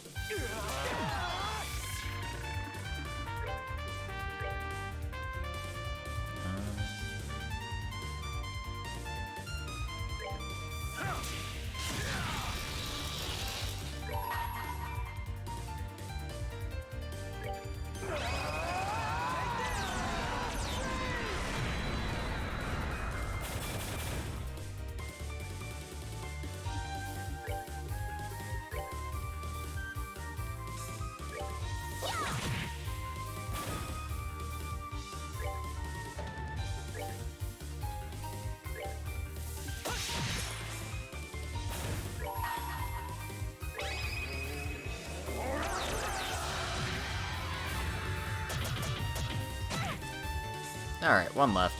This shouldn't be too hard.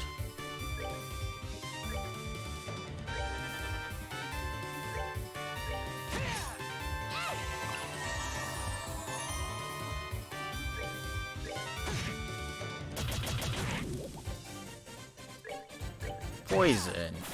Really? Should have done that. Whatever. That wasn't bad at all. That's the last monster. Instead of reporting at Roland, we're gonna run all the way to Bose. You're asking, wait, why the hell are you going to Bose? Well, when you put all the checkpoints in, or when you put all the, zero field generators in the phones, you get,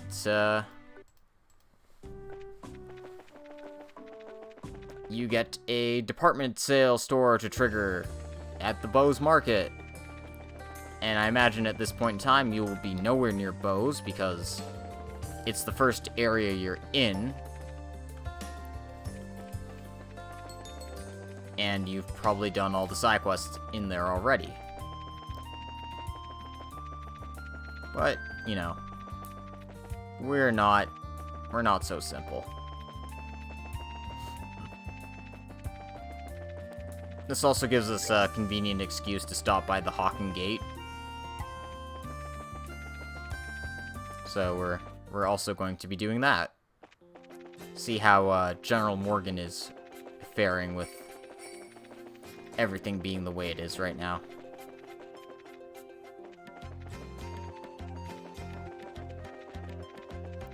We know it's pretty peaceful over at the Wolf Fort, but can't imagine the Erebonian border is very good. The guy next to me is seriously kind of crazy. Damn you, Imperial Army, what are you doing? Come and take a shot at me.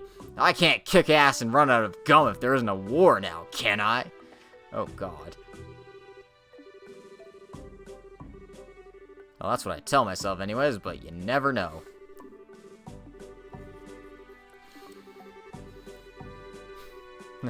Not even Osborne would get to go against that. Unless they won really fast.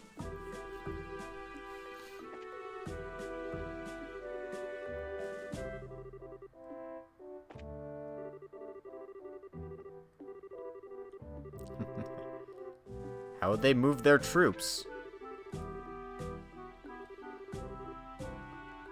But how they can't use their guns. We'll probably be fine. Apparently there's no movement from their army, so, you know, that's always a... No, it's not. That's a lie. That's a sign of nothing. And that's not a sign of anything. So, you know, whatever. Don't worry about it. Let's talk to General Morgan.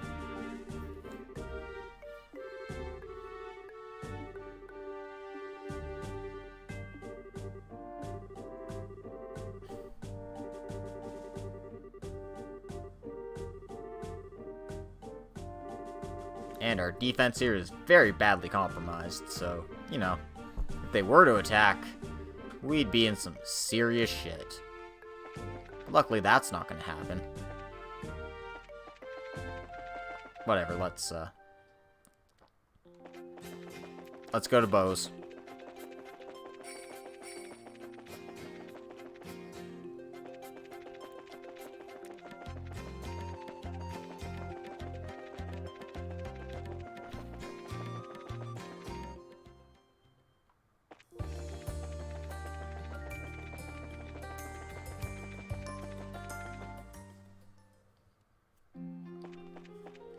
So, first things first, stop the Bracer Guild, report this last quest in here.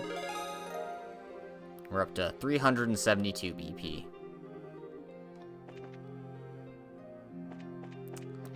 Now we want to pop in at the store here.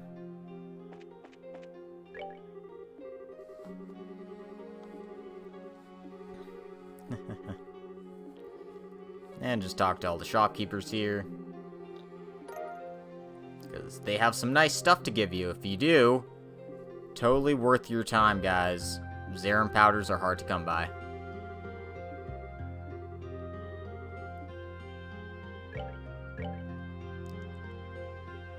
Anyway, he doesn't have anything new. Don't worry about that.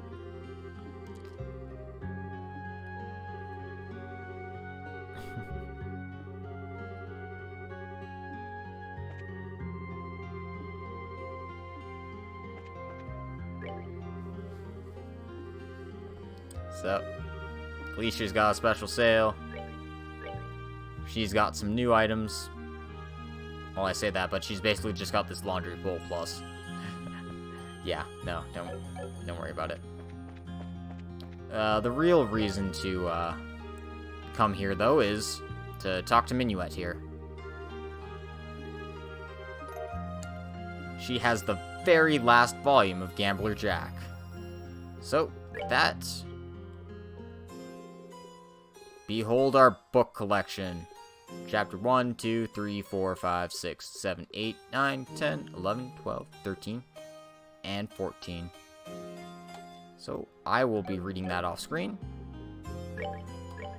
And because I'll be reading that off screen, I'm gonna leave that saved there for my purposes.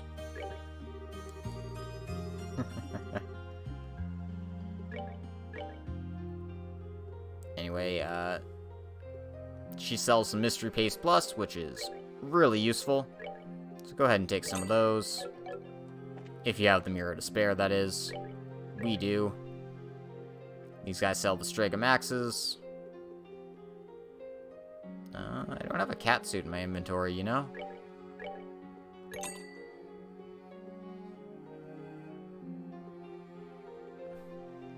Are those all the cat accessories? I don't know what happens if you put all the cat accessories on someone. It's not like Dragon Quest where it, like, changes your outfit or anything, is it? That'd be pretty cool, but... you know, whatever. Whirly Stews, very good recipes, because CP recovery is hard to come by. Anyway, I think that's everything we need to do here. If you shooting for the Rambling Gambler achievement, you actually have to do some gambling at Rouen to do so. And I don't care for it. Anyway, take a look at your Bracer notebook. You should be at 372 BP at this point. This is the maximum BP you can have at this point. And I know I was saying, oh, well, you should be an A rank now. You've got maximum BP. There's no more BP. Well, there is one more little thing, but it is mandatory to get, so no need to worry about that.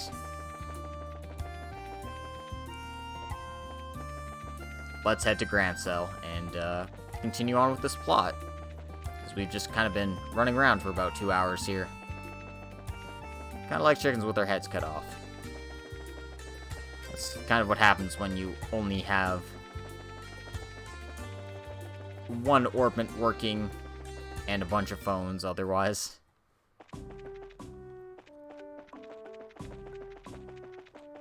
Actually, let's talk to Ashton.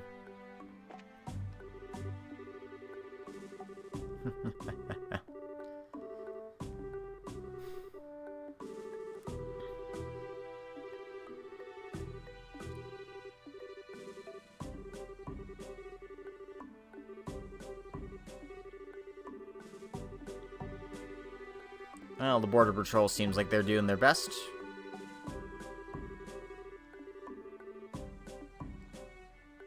But we're gonna have to leave everything to them.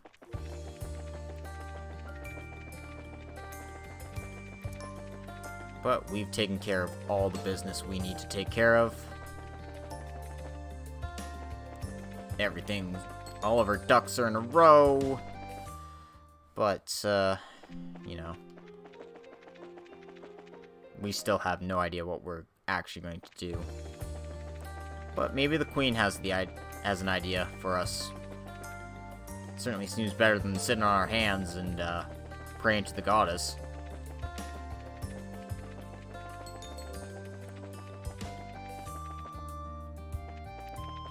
I mean, the goddess did gift us with the Cloak Court, so I suppose we shouldn't really ask much more from her.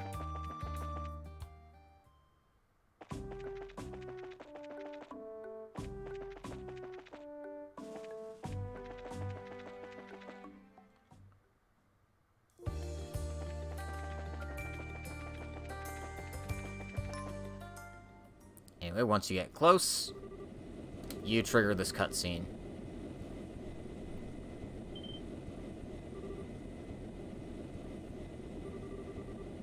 The only airships that can fly now are... Sorry guys, I mean, we can watch the ground all we want. Can't do shit about stuff in the sky.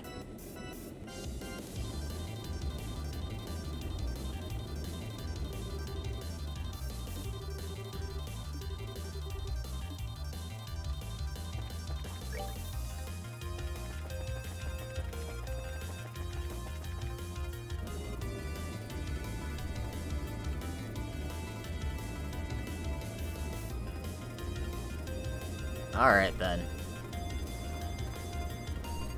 Welcome to a very, very bad time for Grancel, that's for sure. We got 4 enforcers staring them down.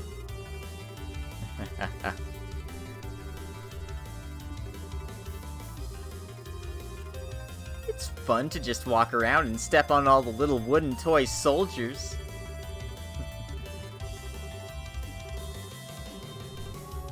I was thinking of getting Pottermodder to help me smash that pretty castle into dust.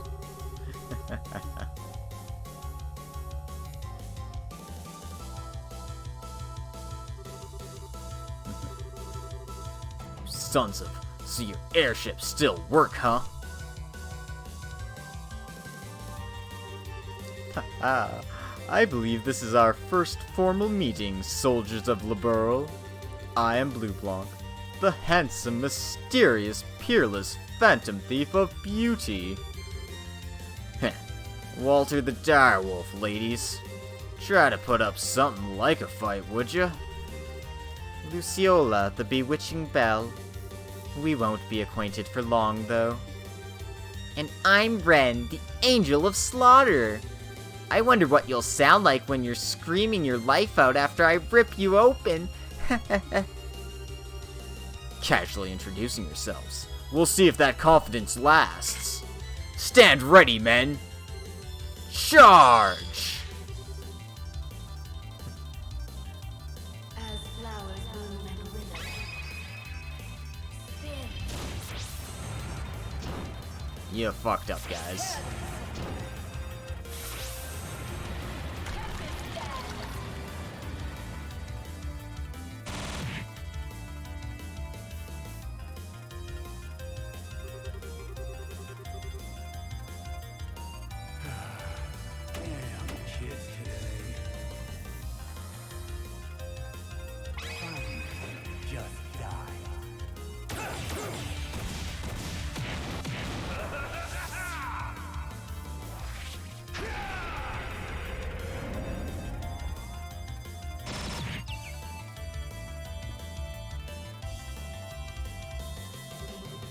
A kid?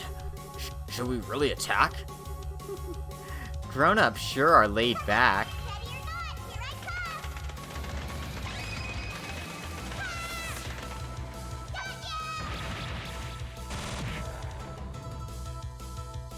Yep. And just like that, we pop them all.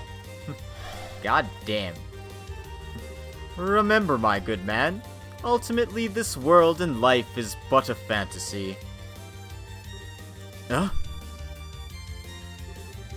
Allow me to show you a delicious nightmare. I'll bring you a fitting end.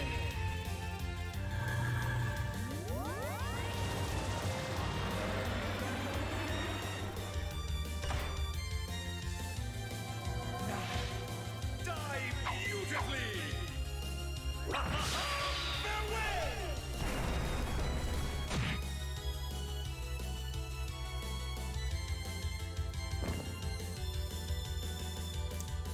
Oh geez, guys, you just wasted all your CP on crappy soldiers.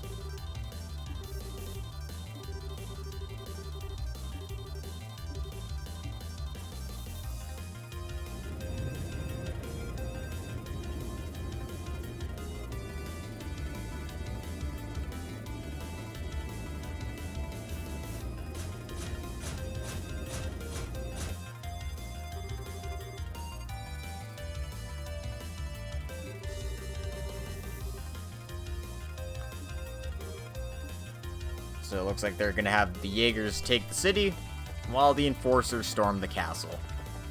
That's not good for us.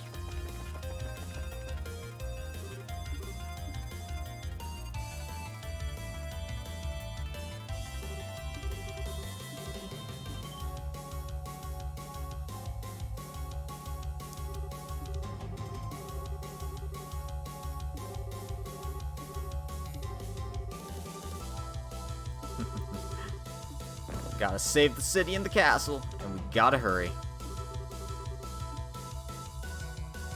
Let's move.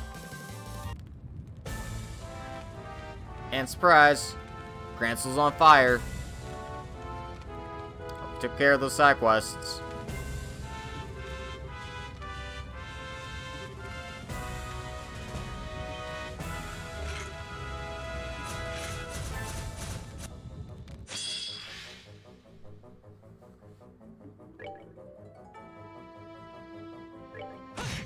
Ah, self-destruct jerks. It was about time for those.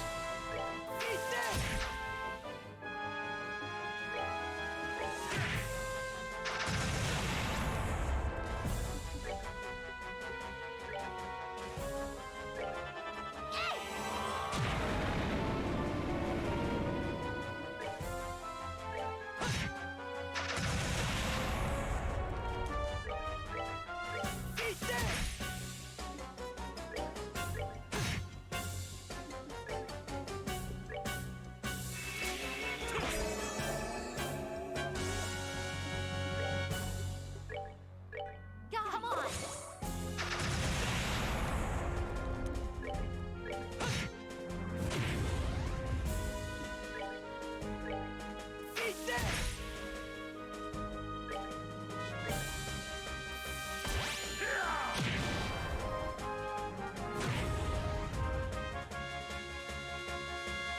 They messed with the wrong guy. Anyway, enjoy the raid music.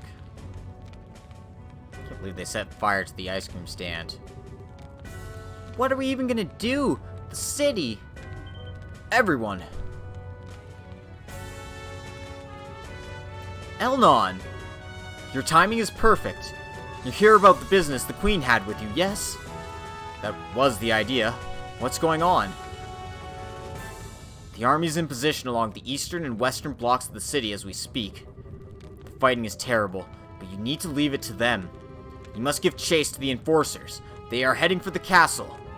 But are you sure you don't need our help here? I've evacuated the people on the street to the guild house. The army's evacuating the rest of the city. Okay, we'll head to the castle then. Thank you. Adios guide you and keep you safe. Before you go, take this.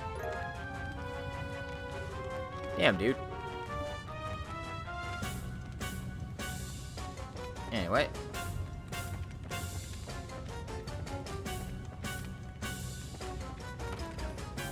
We need to stop in at the Bracer Guild first.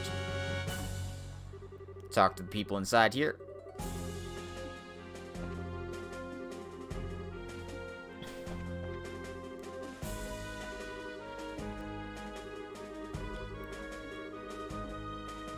Yeah, looks like the people are well and freaked out after all the shit that's happening.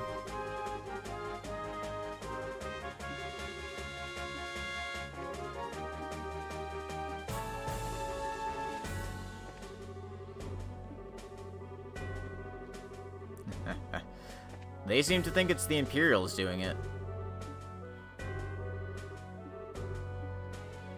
No.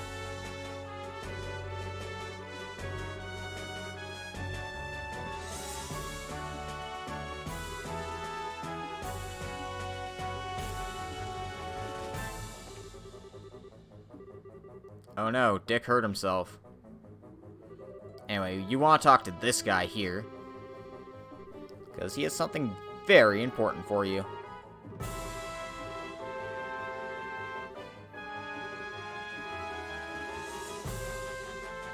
A drama about a gambler with a curious fate. Looks like he's been wanting to read this for a long time, so, you know what? Give him all of your books.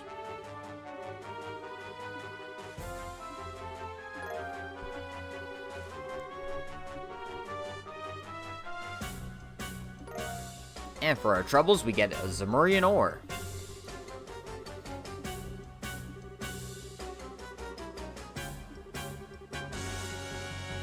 The rarest and most powerful ore out there. And it'll give you super powerful weapons.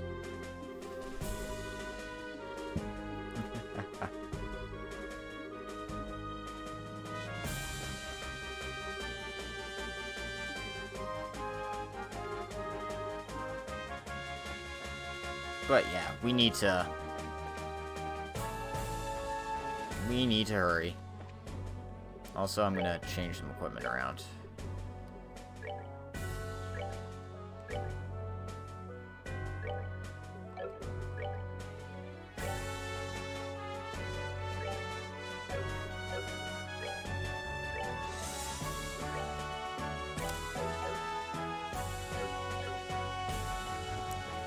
Okay, I think that's a little better.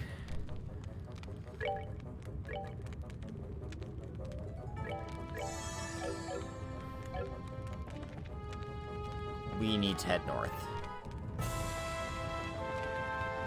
Ignore all the random encounters. Luckily, we have the cloak quartz to do so.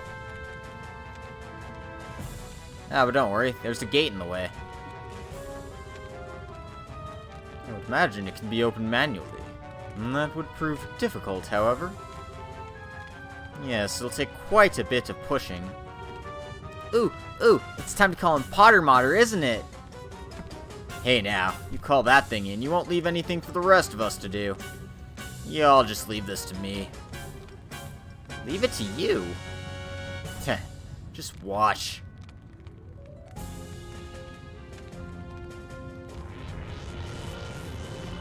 Oh.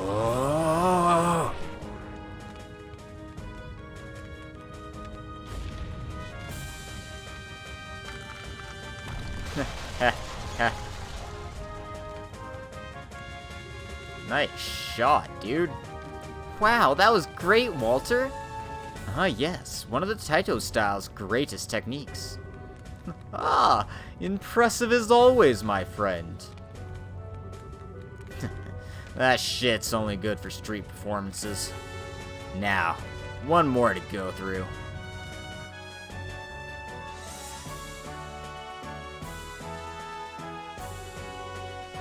To think they'd breach the castle gates. Ugh, they won't hold much longer. Claudia, Hilda, hurry and get Alicia to her private chambers. But Uncle, Dunan, are you? I am a scion of the Von Osley's family. I will not stand quietly and watch as brigands try to tear our land and authority to pieces. With Julia absent, I shall take command. But...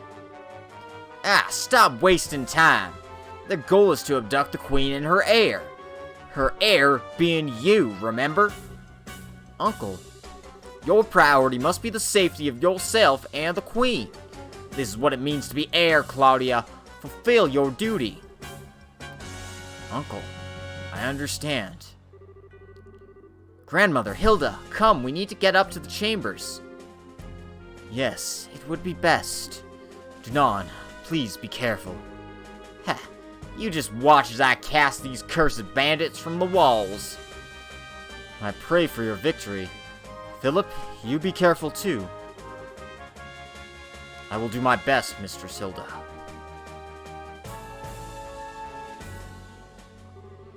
I am deeply impressed, your lordship. I have never been happier to serve you than at this moment. There was no need to make such a show out of it, Philip.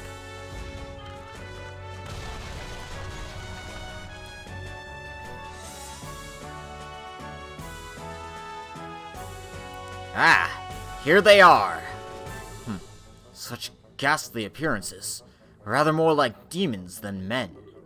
Your lordship, should I fall, do not hesitate to flee. What? But...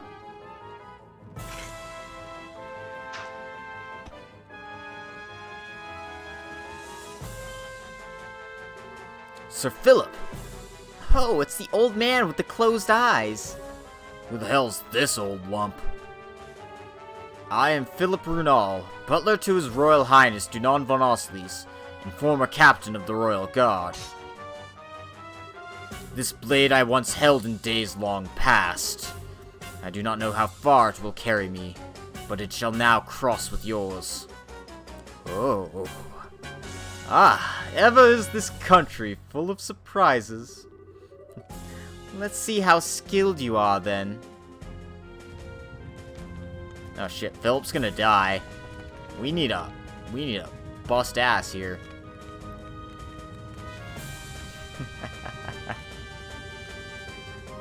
I think this was broken with someone's hand. This looks like Walter's handiwork. Shattering Fist. Helios. He really is freakishly strong. Wait, what are we standing around here being impressed for? We need to catch up to... Estelle, watch out. Sorry guys, we got helicopters to fight.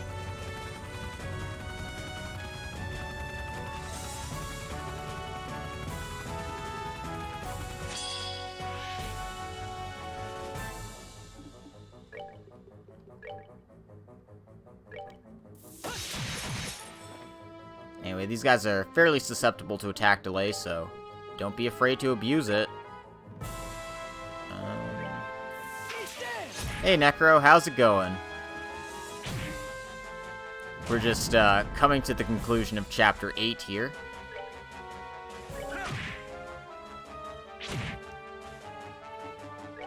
And looks like the Enforcers are trying to storm the castle. Take over Liberal proper. Or at least trying to. We'll see how well that goes for them.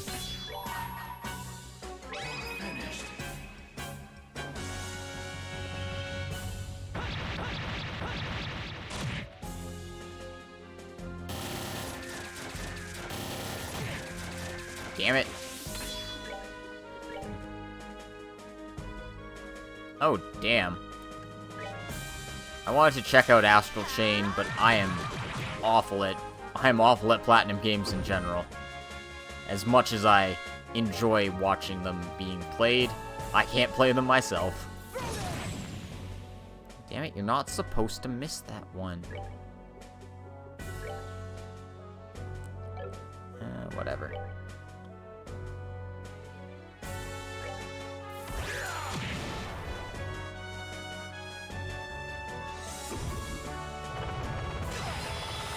Ouchies.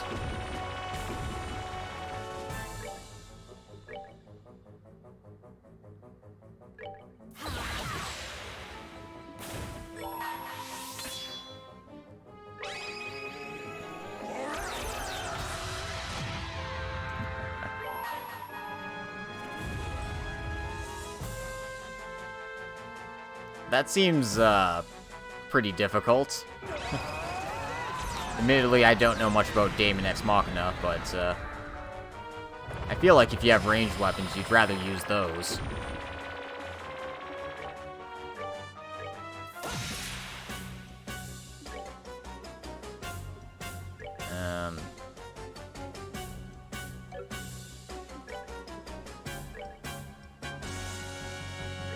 We're good to go. Don't die on us, buddy.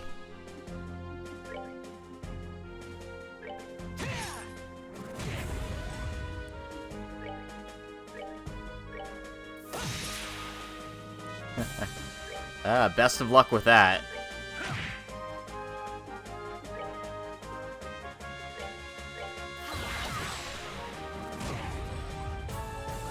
Ah, damn it, Zin.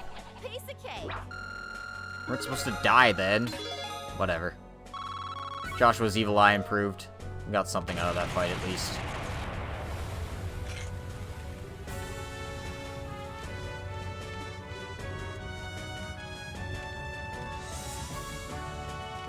Anyway, Zin missed out on some experience, but whatever. He'll get an opportunity to get those back in time.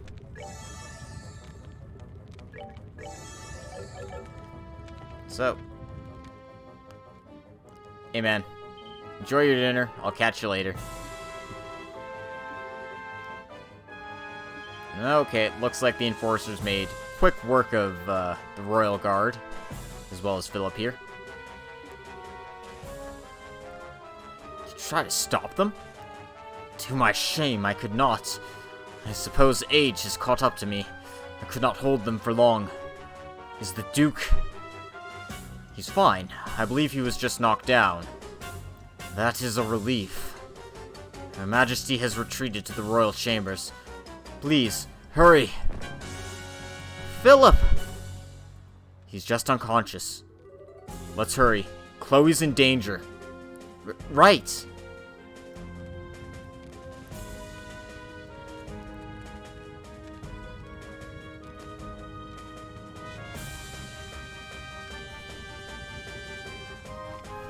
So these are the Queen's chambers. Our destination, then. This sucks. The only one who didn't just fall over was the old-timer. Yes, he was quite an expert. He was still silly, though. There was no way he could beat all of us.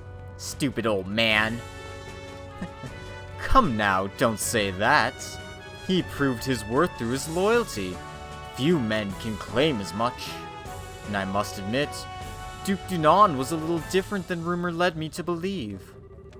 True, he did not seem like the absolute debauchee from the reports. I was still amused by how quickly he passed out, of course. They're here! Damn it all! If only Captain Schwartz were here! Stop sniveling! We are the Royal Guard! Show them what that means! More small fry. This is getting rather tedious. Told you. Ooh, I know. To make it fun, let's see who can capture the Queen first. Oh, an interesting sport. I'm game. Well then, let's play. Damn, they just like ran through them. Whatever. Right, I'm getting lost again. Queen's Chamber, you have to go up to the second floor, then go right.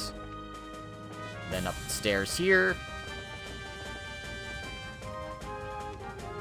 You're railroaded into going here, you can't explore, no matter how much you want to try. Seems you have more guests, Queen Alicia. No, we were too late. Chloe! Queen Alicia! Estelle!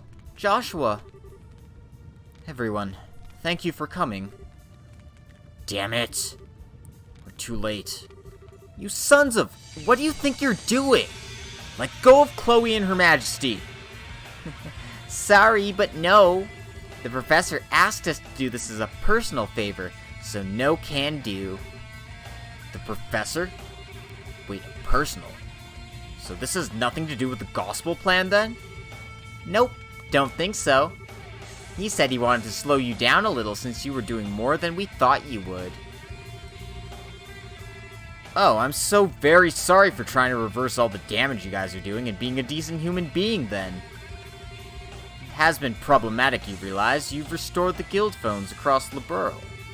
The professor hadn't expected you to do it so quickly.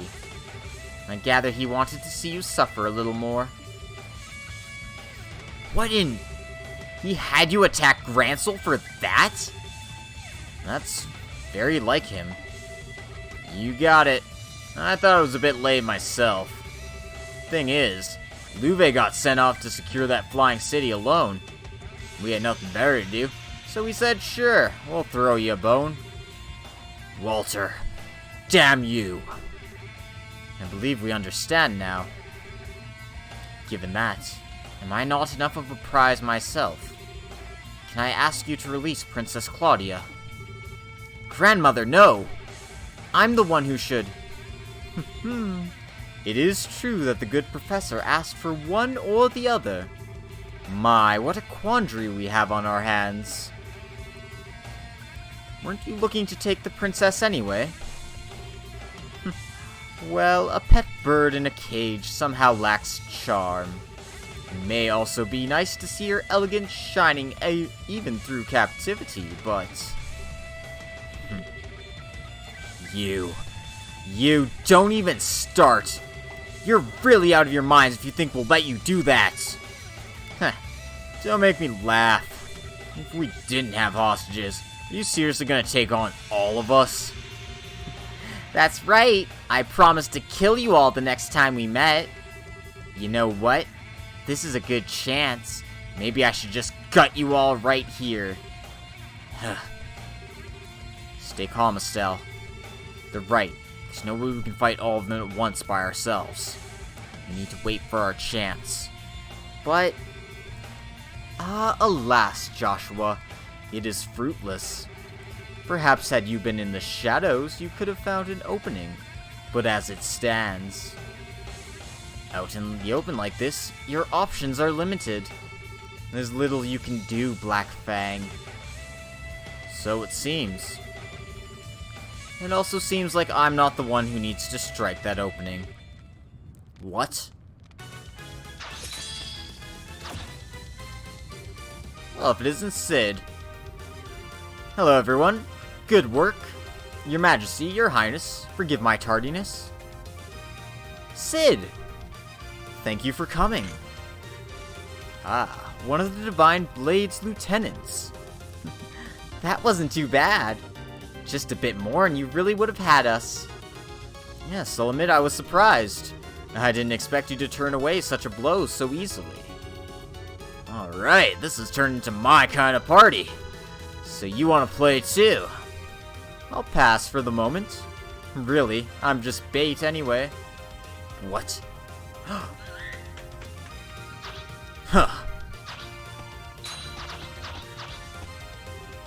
Ugh. Huh. Huh.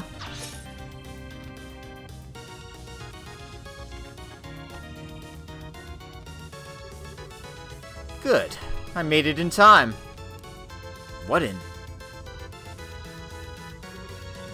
Wait a... Now that's unexpected. Richard?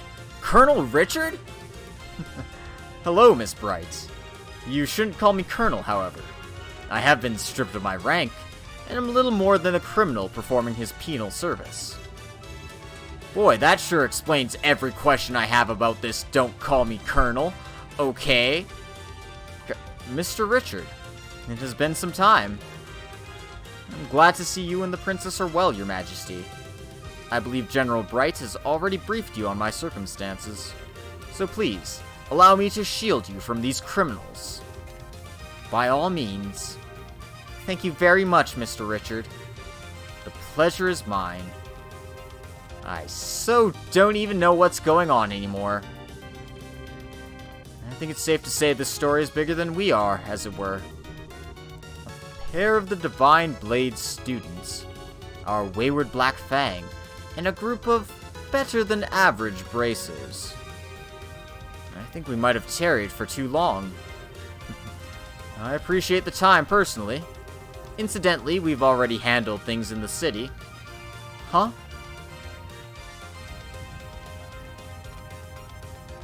Oh, it's the Intelligence Division. Commence Operation Clean Sweep. Remember, our first priority is the safety of the citizenry. Assist the army where possible. Engage Jaeger Corps and Archaisms at your discretion. Yes, ma'am. I didn't have a voice ready for her to deal with it.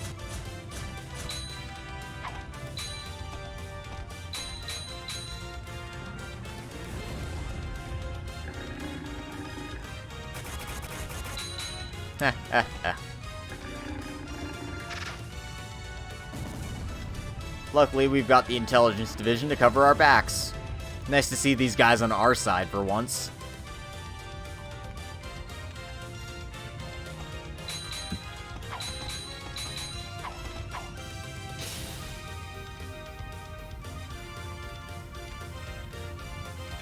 Doesn't matter how many Jaegers you send out.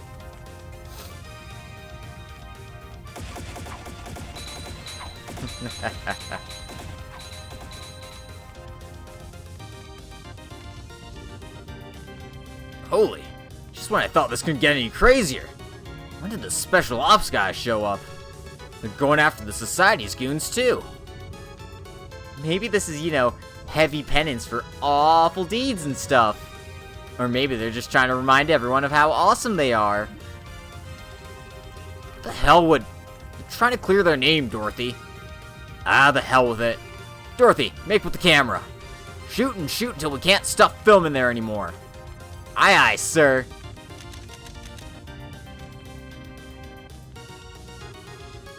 Whoa, the Jaegers are being pushed back. Very impressive. Not too bad, really. Now then, servants of Ouroboros, what do you intend? You seemed quite eager for a fight. Are we still desirous of violence? You think you're funny? If it's gonna be like this, I am gonna call Potterma. Stop, Ren. Our chances already slipped by. Trying to force the issue now would only end in an ugly fashion. The capture of royals was ultimately an optional objective. Come, let us pull back. Well, if we gotta. Ladies and gentlemen, if you will pardon us, it should be just about time for your next trial, however. I suggest you keep your wits about you. Next trial? What are you on about now? You'll see soon enough. Good day then, everyone. I cannot hit a Luciola voice consistently. I'm sorry. But, hey. We're alive.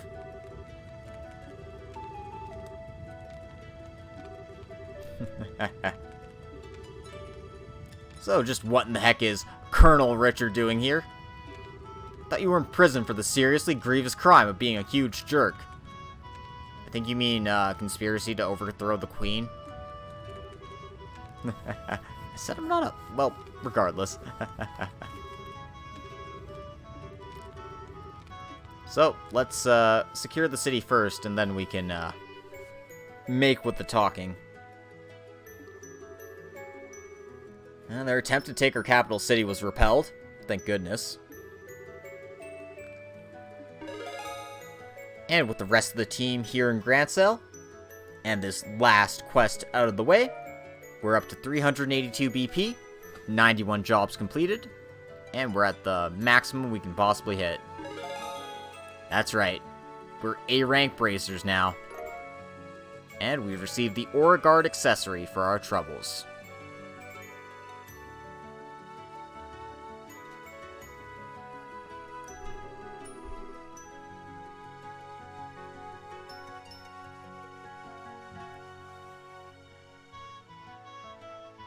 As I mentioned previously, I'm here on General Bright's orders. He had a suspicion that Ouroboros might try something like this. However, most regular army troops aren't very well trained to fight without their orbital firearms. So he decided to use a handful of troops with experience in hand-to-hand combat. Of course, he needed an excuse to get me and my subordinates involved, seeing as we were supposed to be in prison. As a result, we were to be transported to Grancel, where we conveniently ended up caught in the chaos and repelled the attack. Okay. That's about as subtle as a brick to the forehead, Dad. I take it you had some idea about this, Your Majesty. Yes, Cassius and I discussed the idea earlier. We will, I suspect, face some criticism for doing this, but the safety of the citizenry must come before everything else. And I knew, from the bottom of my heart, that Mr. Richard would do what was best for the country he loves so. I do not deserve such praise, Your Majesty. I get it, so then... Oh, right. Does this have to do with the reason you wanted to see us? In part, yes. What I wanted to discuss was what Claudia has done. Huh? What Chloe's done? Yes. It was a short ceremony, but as of this morning, I've been formally invested with the inheritance. I am now officially the Crown Princess of Liberl, and next in line to be Queen. Whoa! Wow! Congratulations. I think you made a good decision. I really think some of it is simply selfishness on my part. Estelle, everyone. I understand you're the ones who saved everyone at the academy. Thank you so much. Oh, yeah. We can't really take all the credit, though. Andalace's group was there, and Sig helped out, too. Scree. Yes, so I gathered. When I learned about what had happened, I spent a lot of time thinking about what I could do. What role I could serve to help protect those dear to me. And that's inheriting the throne. Yes. I am an inexperienced teenager who lacks the ability or confidence to lead an entire kingdom. Still, if I can use such a position to protect those dear to me, and if that in turn helps me to protect the home that I love, then it's all worth it. Chloe, you silly... Well, congratulations. Looks like you finally found that path you were looking for, huh? Estelle, thank you. I really am desperately new at this, though, and I'm not quite sure what I can do. Will you lend me your aid when I need it? What kind of question is that? Duh. I mean, heck, I'm not exactly a grizzled veteran over here, you know? Just as you've lent us your aid, time and time again. Whenever you need us, we'll be there for you. Estelle, Joshua, thank you. Thank you so much. What a complete and utter fool I've been. All the things I did, without realizing the potential of the young people who will carry our future. Alan. What's this, Alan? You'll be carrying a good deal of future yourself still, I think. Quite so. You jest, Your Majesty. Colonel, I have a report. What is it? Is the city under attack again? No, sir. Everything is quiet here. The Jaegers withdrew rapidly from the city and faded back out into the countryside. Then what is it, man? Speak up. We've received a report from Hawken Gate. An Erebonian army is gathering at the border. What? So they've come at last. How large an army are they fielding? So far, it appears to only be a single standard division. But they have tanks with them! What? Now, just wait a damn second. How the hell are they running tanks in the middle of all this? Are they using the same technology as the Society? I thought they might. No, it's strange. They don't appear to be using orbments at all. Scout reports say they run using steam engines. Steam what now? It's an engine that uses steam to move the pistons. It's even more primitive than a gasoline engine. Everyone stopped using them as soon as orbments were invented. No sane army would bother keeping such museum pieces, mutate. They're a joke compared to even the most basic orbital tank. Which can only mean one thing. They prepared these in secret. Hang on. You mean... It means the Erebonian leadership knew this was going to happen. So the next trial Ouroboros spoke of. Yes, it must be this. And now, they are effectively holding Grancel hostage. They can storm in and take the capital again whenever they please. It's one way of sending a message, I suppose. There's another problem. I suspect Dad was keeping you as an ace in the hole. A special Joker card he could play. Somewhere he could dispatch anywhere an emergency occurred where he couldn't be. But now he's played that card, and you'll have to remain here. Blast it!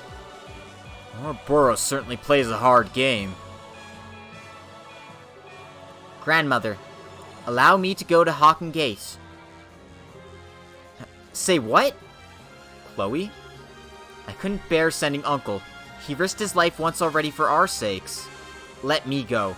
I will negotiate with the Erebonians as your agent. Very well. Though we may have signed a non-aggression pact with them, remember that the scales on which Erebonia and Liberal balance are still unstable. These events could spiral into chaos that would engulf the continent. I am counting on you to balance those scales. I will. Estelle's group briefly shared a look. So, in that case, mind if we go with you? I'm sorry? We shall see the heirs to Hawken Gate safely. And if things get really crazy and turn into a shooting war, we'll do what we can to help. Now mind, we can't actually help you with a shooting war as per guild protocol, but there's a few things we could do from a neutral position, I think. Everyone. I couldn't ask for more. Thank you. Please, keep her safe. Yes, Your Majesty. Leave everything to us. Still, Joshua, on that note, I and my men will keep an eye on any movements the Society may try to make. Even if they attempt to assault us with that massive puppet of theirs, we will be ready to respond. Guys, we'll be counting on you. And so, Estelle's group took the road towards Hawken Gate while escorting Chloe. Passing through Garoon Gate, they moved through Roland as quickly as possible, and soon arrived at Hawken Gate. Yeah, no, we're getting thrown right into the, what could potentially be a war on our hands. God damn it, Osborne, you magnificent bastard, you. And yep, these tanks have steam engines. Now, this guy looks important. But can he see why kids love Cinnamon Toast Crunch?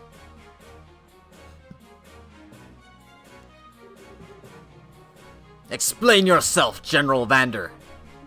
Why is a division of the Imperial Army on our literal doorstep? Does the Empire truly forget the pacts it signed so quickly? General Morgan, I'm the one who would like an explanation. What are you? For the past 24 hours or more, orbits all across the southern marches of His Majesty's domain have ceased function. And, at the exact same time, it seems a massive, heretofore unknown structure appeared above your Valeria Lake. Now I ask you, Morgan, what is going on? It is just as you say. We are confused as anyone else about this situation. So it would seem. But your situation is, as I said, affecting a large swath of Imperial territory. Given that, you know full well why I'm here, General. Here to try and raise the stallion above us while we're weak, then? We intend nothing of the sort. We are given to understanding that a criminal organization of some sort has been taking advantage of this situation. All we wish is to see if we can be of aid to the allies whom we've signed a non-aggression pact with. Those are the orders I received from the Imperial government. Nonsense! What are those tanks doing here, then? I've never heard of a tank that runs on steam and combustion until now. How is it you suddenly have these tanks, which conveniently require no orbital power? That is a military secret. I would think you would welcome us, though, Morgan. These vehicles are perfectly suited for helping to keep the peace. In Liberl, that is, while this crisis runs its course. You understand my meaning, yes? Ugh. We deeply appreciate your thoughtfulness. What?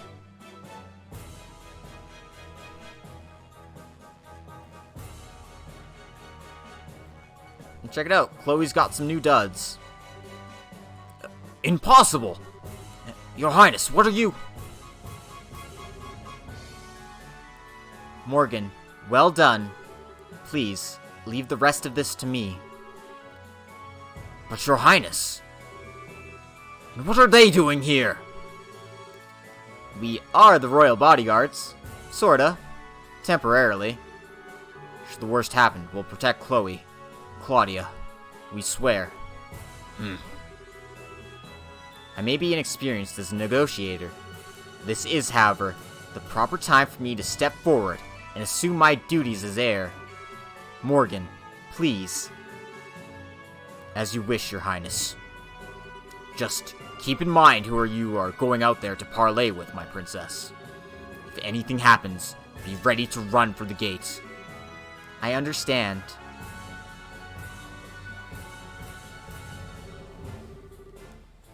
It seems I will be trading words with someone else now, I'm afraid I don't recognize you, though your bearing is quite noble.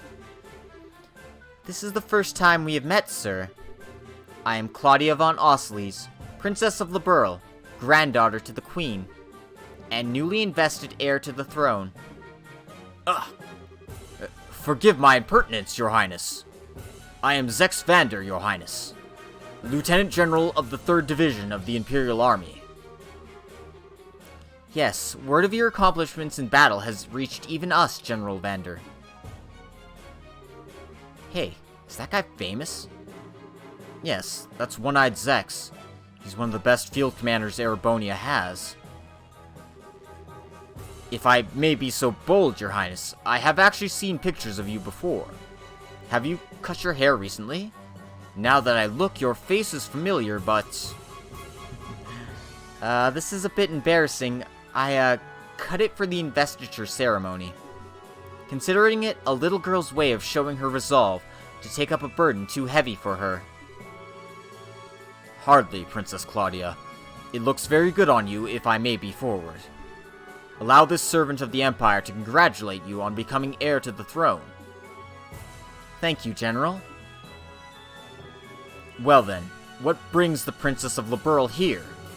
Are you here to raise protest against us, like my good colleague Morgan? No, that is not my intent. I am sure that our neighbors in Erebonia must be terrified at the moment. The darkness at night, the cold, the complete shutdown of communications.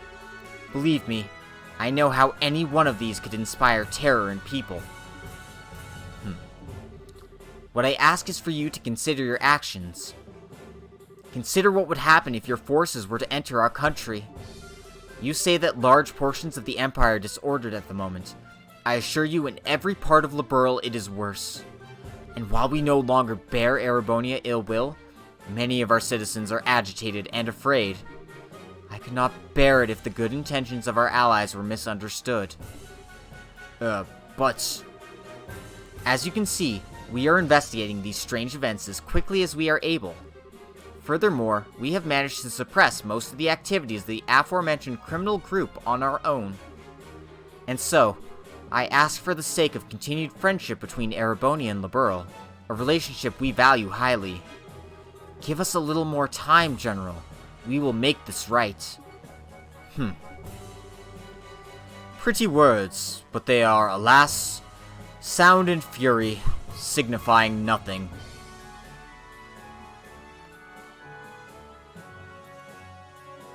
Oh, hi, Olivier. What are you doing here? What do you mean, Your Highness? I shall take the reins. You are relieved, General. As you wish, Your Highness. What? What? He can't be. You have got to be shitting me.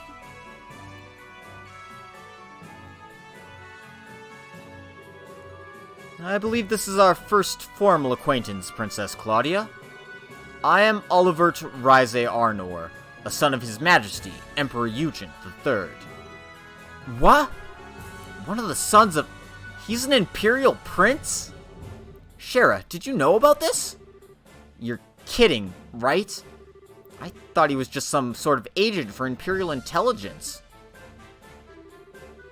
Olivert Rise Arnor? I recognize the name, but I don't know the man. Even though I am a prince, I am little more than a royal bastard. I rarely attend to public matters of state, so I am unsurprised you do not know my face. It does still sting a little, though, I fear. For the lovely girl who was once to be my bride to not even know my face. An arrow, my heart. What? There are no other words. I see. That's what Colonel Richard had in mind a while back. I am sorry. I was unaware. Allow me to apologize for the slight against you. Well, I do understand it was conducted without the Queen's consent. That sort of slight we can overlook. But this? No. Erebonia cannot overlook this. Oh.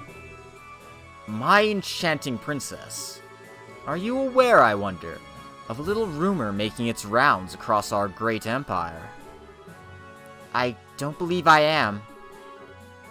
Allow me to tell you, then. Rumor has it the immense structure in the distance is Liberl's new weapon. What? Liberl has developed a groundbreaking new weapon that allows them to stop orbital energy. They intend to use it to make us pay for the war 10 years ago. It is a rumor which finds fertile ground in the ears of our citizens and leadership. It can't be. That's absolutely untrue. We would never. Then you can prove it, yes? Prove that it is a misunderstanding. If you cannot, then we must act upon the evidence of our senses. Indeed, if the rumors are true, this is a monstrous betrayal of all civilization. Using the pact to hide your intentions? What choice would we have then, but to be defenders of the free world? Okay, what in the hell is this, Olivier? Estelle? Estelle? I can't just stand here, listening to you blather on as you please. Olivier, you know damn well just what's going on here. Why are you being such a jerk? Estelle, wait. Have we met? You seem to know me, even if you did not quite get the name right. Did we meet at a party once? Huh? No, you lack the refinement of nobility. Yes, no matter how I look at you, you must be nothing more than a commoner. So, who are you? Okay, fine then. You want to play dumb no matter what? You aren't the only one who can bust out a surprise. Oh? My name is Estelle Bright. I am a bona fide A-rank bracer of the Bracer Guild of Liberl. In accordance with the laws of the guild, I am involving myself in this dispute as a neutral arbitrator. Estelle? Oh, an A-rank bracer.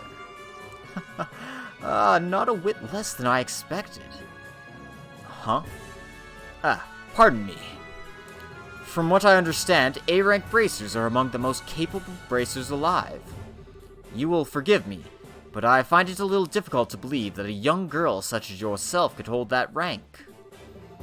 Then you're welcome to inquire with the guild headquarters in Le Mans to confirm it. I think you'd have to halt negotiations while you check though, right? And with no working phones for how many Selge? What a pain that'll be. Huh. Very well.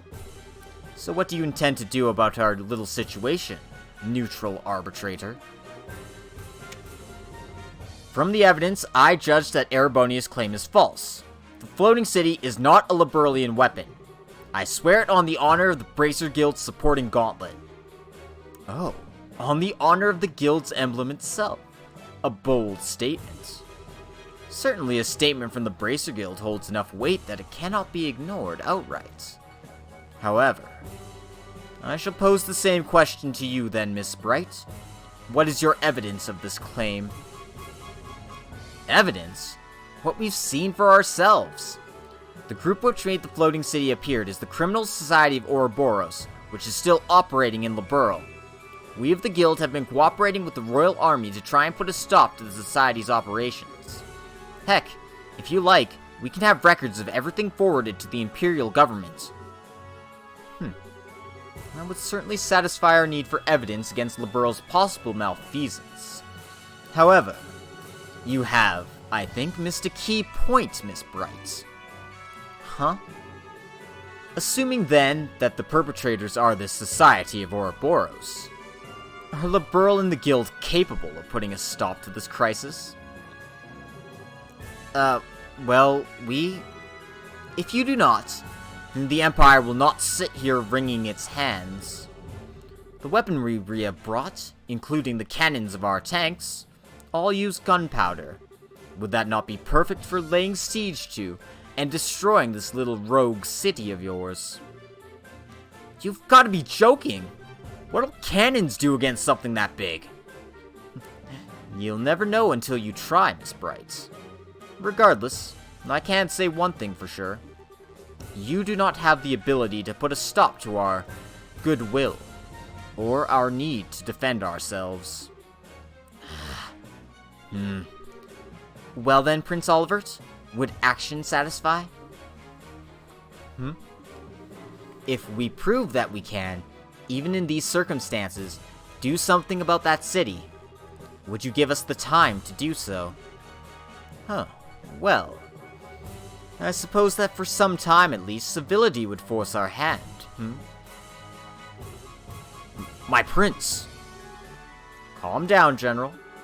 Consider it the bare minimum of courtesy to a minor power we have a pact with. This assumes they can even prove anything. As you wish. So then, if you can show me you have some hope of stopping all this, our forces will withdraw. On the crest of the Golden Stallion, and my name as a member of the Arnor family, I swear it.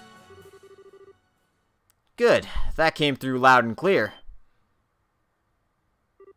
What? That voice? Is that? Yes, no doubt about it. Now you're really kidding me. Dad. Hey, it looks like the RCL's flight-worthy. And it looks like Cassius Bright is here to bail us out of a sticky situation. But I mean, we did manage to get Erebonia to stand down. That's pretty impressive. And of course, we can't claim to be an A-rank bracer if we don't get every single BP by this point. Anyway. This is our proof, men of Erebonia. Feel free to feast your eyes upon it. Dad! Cassius Bright! It's been a while, Zex. They finally gave you a second star, I see. That's besides the point. Why are you here? And what is that ship? How is it capable of flying? That unfortunately is a national secret. Rather like those steam tanks of yours, I would say. So this is the RCL, is it? And you must be the famed Cassius Bright. I believe this is the first time we've had an audience, Your Highness. Strange, though. I feel as if we've met somewhere before. How curious, General Bright. I was just thinking the same thing. How very curious! Isn't it, though? Ha ha ha ha ha ha! My prince? Miss Bright, Princess Claudia. I'm a proud member of the Erebonian Imperial family. I will keep my word. General, have all our forces withdraw from this area immediately. Olivier, you have our gratitude, Prince Olivert. Still, though, my dear citizens will doubtlessly not be satisfied with mere possibility being presented to them. Perhaps I could board the RCL and observe for myself. Prince Olivert! A good idea. I'm sure everyone in the Imperial government would be satisfied with the Prince as a witness. Princess Claudia, shall we? Of course. I see no reason to object. I'm sure this will only further strengthen the bond of friendship between Erebonia and Liberl. Welcome aboard, Prince Olivert. Oh, man. Prince Olivert, what have you done? You finally stride onto the public stage for the first time in ages, and you engage in this charade. I suppose we were too transparent at the end, Transparent like air! To think that a prince of the Empire would plan something like this in Liberl! Mueller, how could you let this happen? Forgive me, Uncle, but do you really think this idiot would listen even if I asked him to stop? Well... Besides, there are elements of this which do not sit easily on my conscience. I learned all about the truth behind Hamel during this mess. So you did know. How could he not? Even back then, he was a critical part of the military chain of command. My shame is... No, Zex, I do not blame you. It was a subsection of the Warhawks. I know you had nothing to do with it.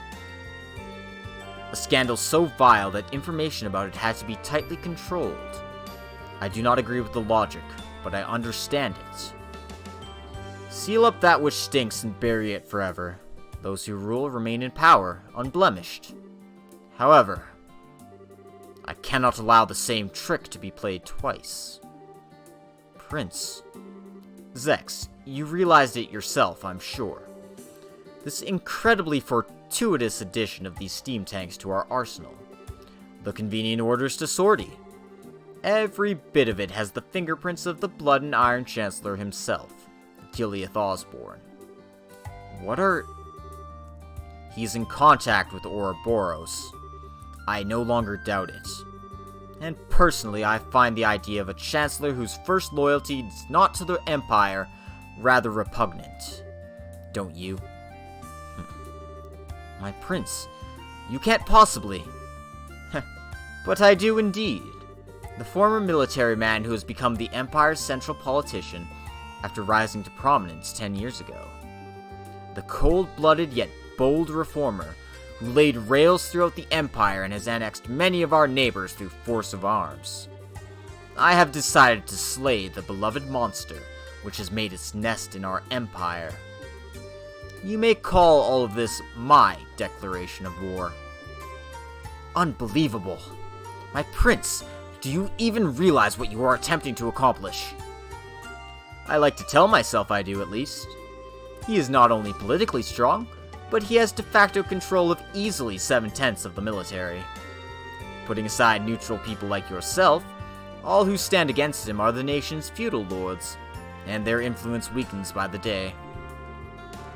Worse still, my father's trust in him is nearly absolute. The very picture of a monster, I would say. Then why even... Is it not obvious? Because the way he acts is not beautiful. What?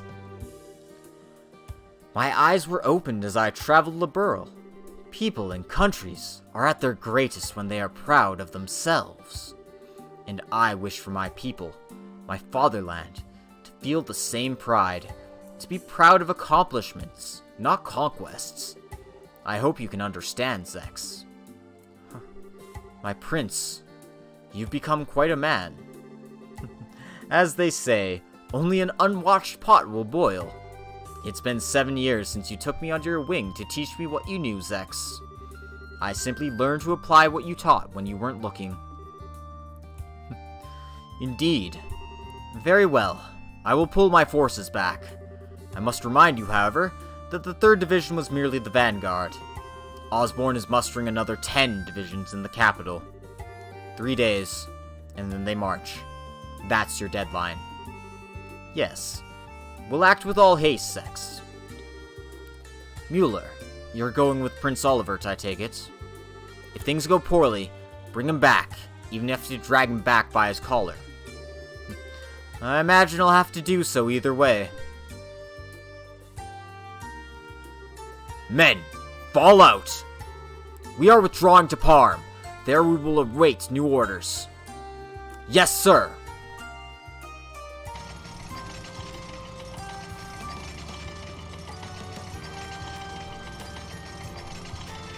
Well, we averted a crisis for now. And it's all thanks to Prince Olivert playing one hell of a charade. Playing all of us for fools. Who would have thought he was actually the Crown Prince, and not just some Intelligence Division agent? Really though, no one trusts me, it seems. My lamentations truly are ceaseless.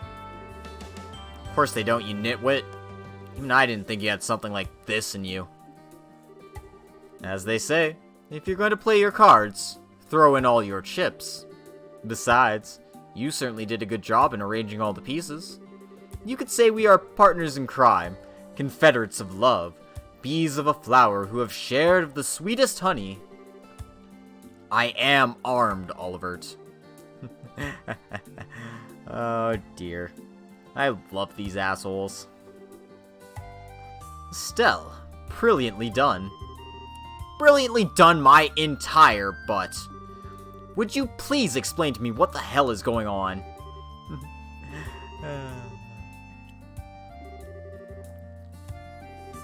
stage, and the rest of us couldn't even get a peek at the script.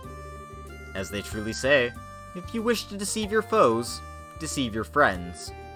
Having the RCL show up after you negotiate us into a corner? That was the plan Cassius, Brett, and I came up with.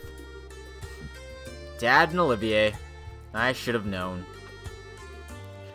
Once he showed up, I thought that might be it.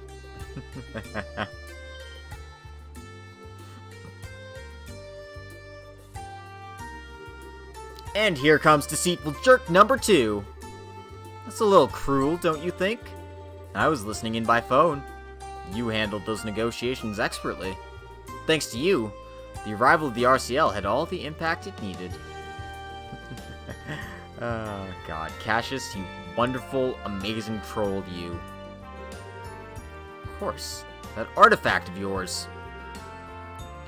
My dear Shara, no more of that, please. It would be a little problematic if he heard about. Little too late on that score, Prince. Damn it. There's Kevin. Where the hell was he hiding this whole time?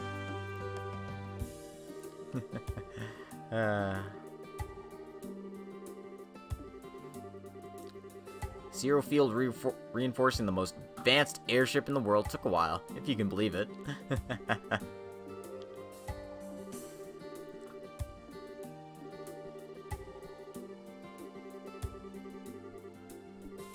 So apparently that's what he's been doing this entire chapter. Hammering away at a solution to fix the RCL. Don't say it like it's a criminal. I can just see into the future. Kind of. Well, technically, I guess, but... Why the hell are you here, Kevin? And it seems like, you know, the Septian Church has access to ancient knowledge, advanced texts, so they informed Father Kevin on what's up and how we can stop this thing.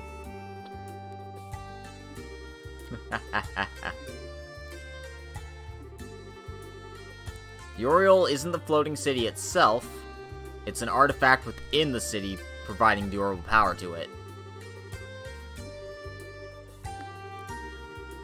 So it's not the city itself, but the power source. Okay, sure. But how does that help us?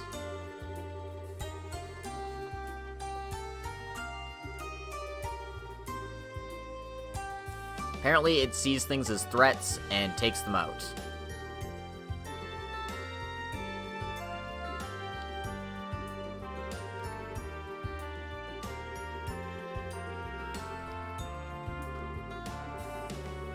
Well, at the very least, we have an idea.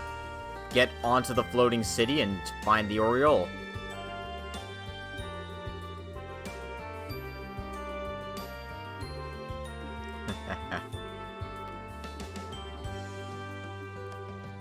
And so, we are well on our way to the final chapter. Storming the floating city and claiming the Oriole. Chloe, Kevin, and Olivier are all back in our party. We're definitely hitting the end of the game here, so be prepared for the longest chapter in the game. Hope you're ready. I know I am.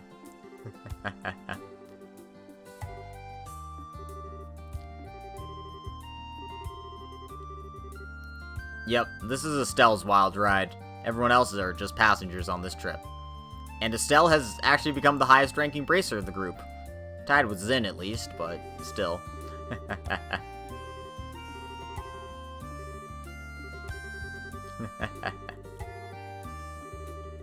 That's why only Estelle could ever be our leader. Joshua, not helping. Aww. Cute. Okay, I get it. Chloe, the guild accepts your mission.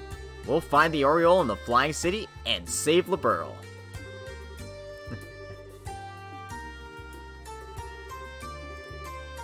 Cassius still has work to do. Because, I mean, he trusts Zex to keep his word, but they could invade by sea, they could invade by air, still got the society to deal with. You know, what if Calvar does something ridiculous? Cassius needs to be at the center of command and keep an eye on everything.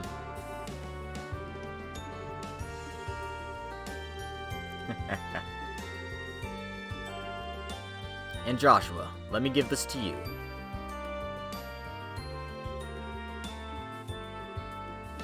A letter. It's between men, so it might be a little shocking for Estelle. Gentle reminder that I'm right here, and I still have my staff. I don't get guy stuff like this either. Apparently Cassius is planning a vacation after this. Heaven knows I would too.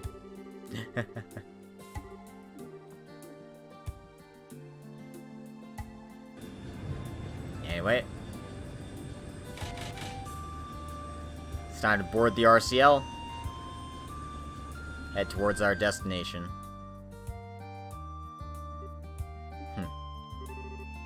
Are you sure, Cassius? If you're that worried, you could have gone with them, you know. No, it's fine. Wise Man is even more dangerous than I thought he would be. If I accompanied them, I would simply be painting a target on their heads. Yes, if you were out in the open, he'd strike at your ankle like the snake he is. The price of fame, And it is maddeningly frustrating, let me tell you. Of course, this is also what gives us a chance to strike. Game of truth and lies, as the two of you try to read the other, eh? Speaking of lies, do you really think the Blood and Iron Chancellor will really hold back? As powerful as he is, he can't gainsay an oath from Prince Olivert easily. As long as we don't give them any more of an opening, I think we'll be safe. I certainly hope so. Everything rests on the team aboard the RCL, then. Yes. Lena, and great benevolent Adios of the sky, shine down where your children must walk. Please, that beneath this enormous sky, they might find the path they seek. That's it. That's the end of Chapter 8. So, I'd like to thank everyone for coming today. I hope you enjoyed this episode. And I hope you're prepared to join us for the final chapter. Chapter 9. Trails in the Sky. That's right, they did a title drop for the last chapter because that's hella cool, and I totally dig it. In any case, this has been Logic Blade. If you really like this stuff, go ahead and like, comment, and subscribe. Check me out on Patreon. Do all that fun stuff. But we will see you next time. Whenever that next time is.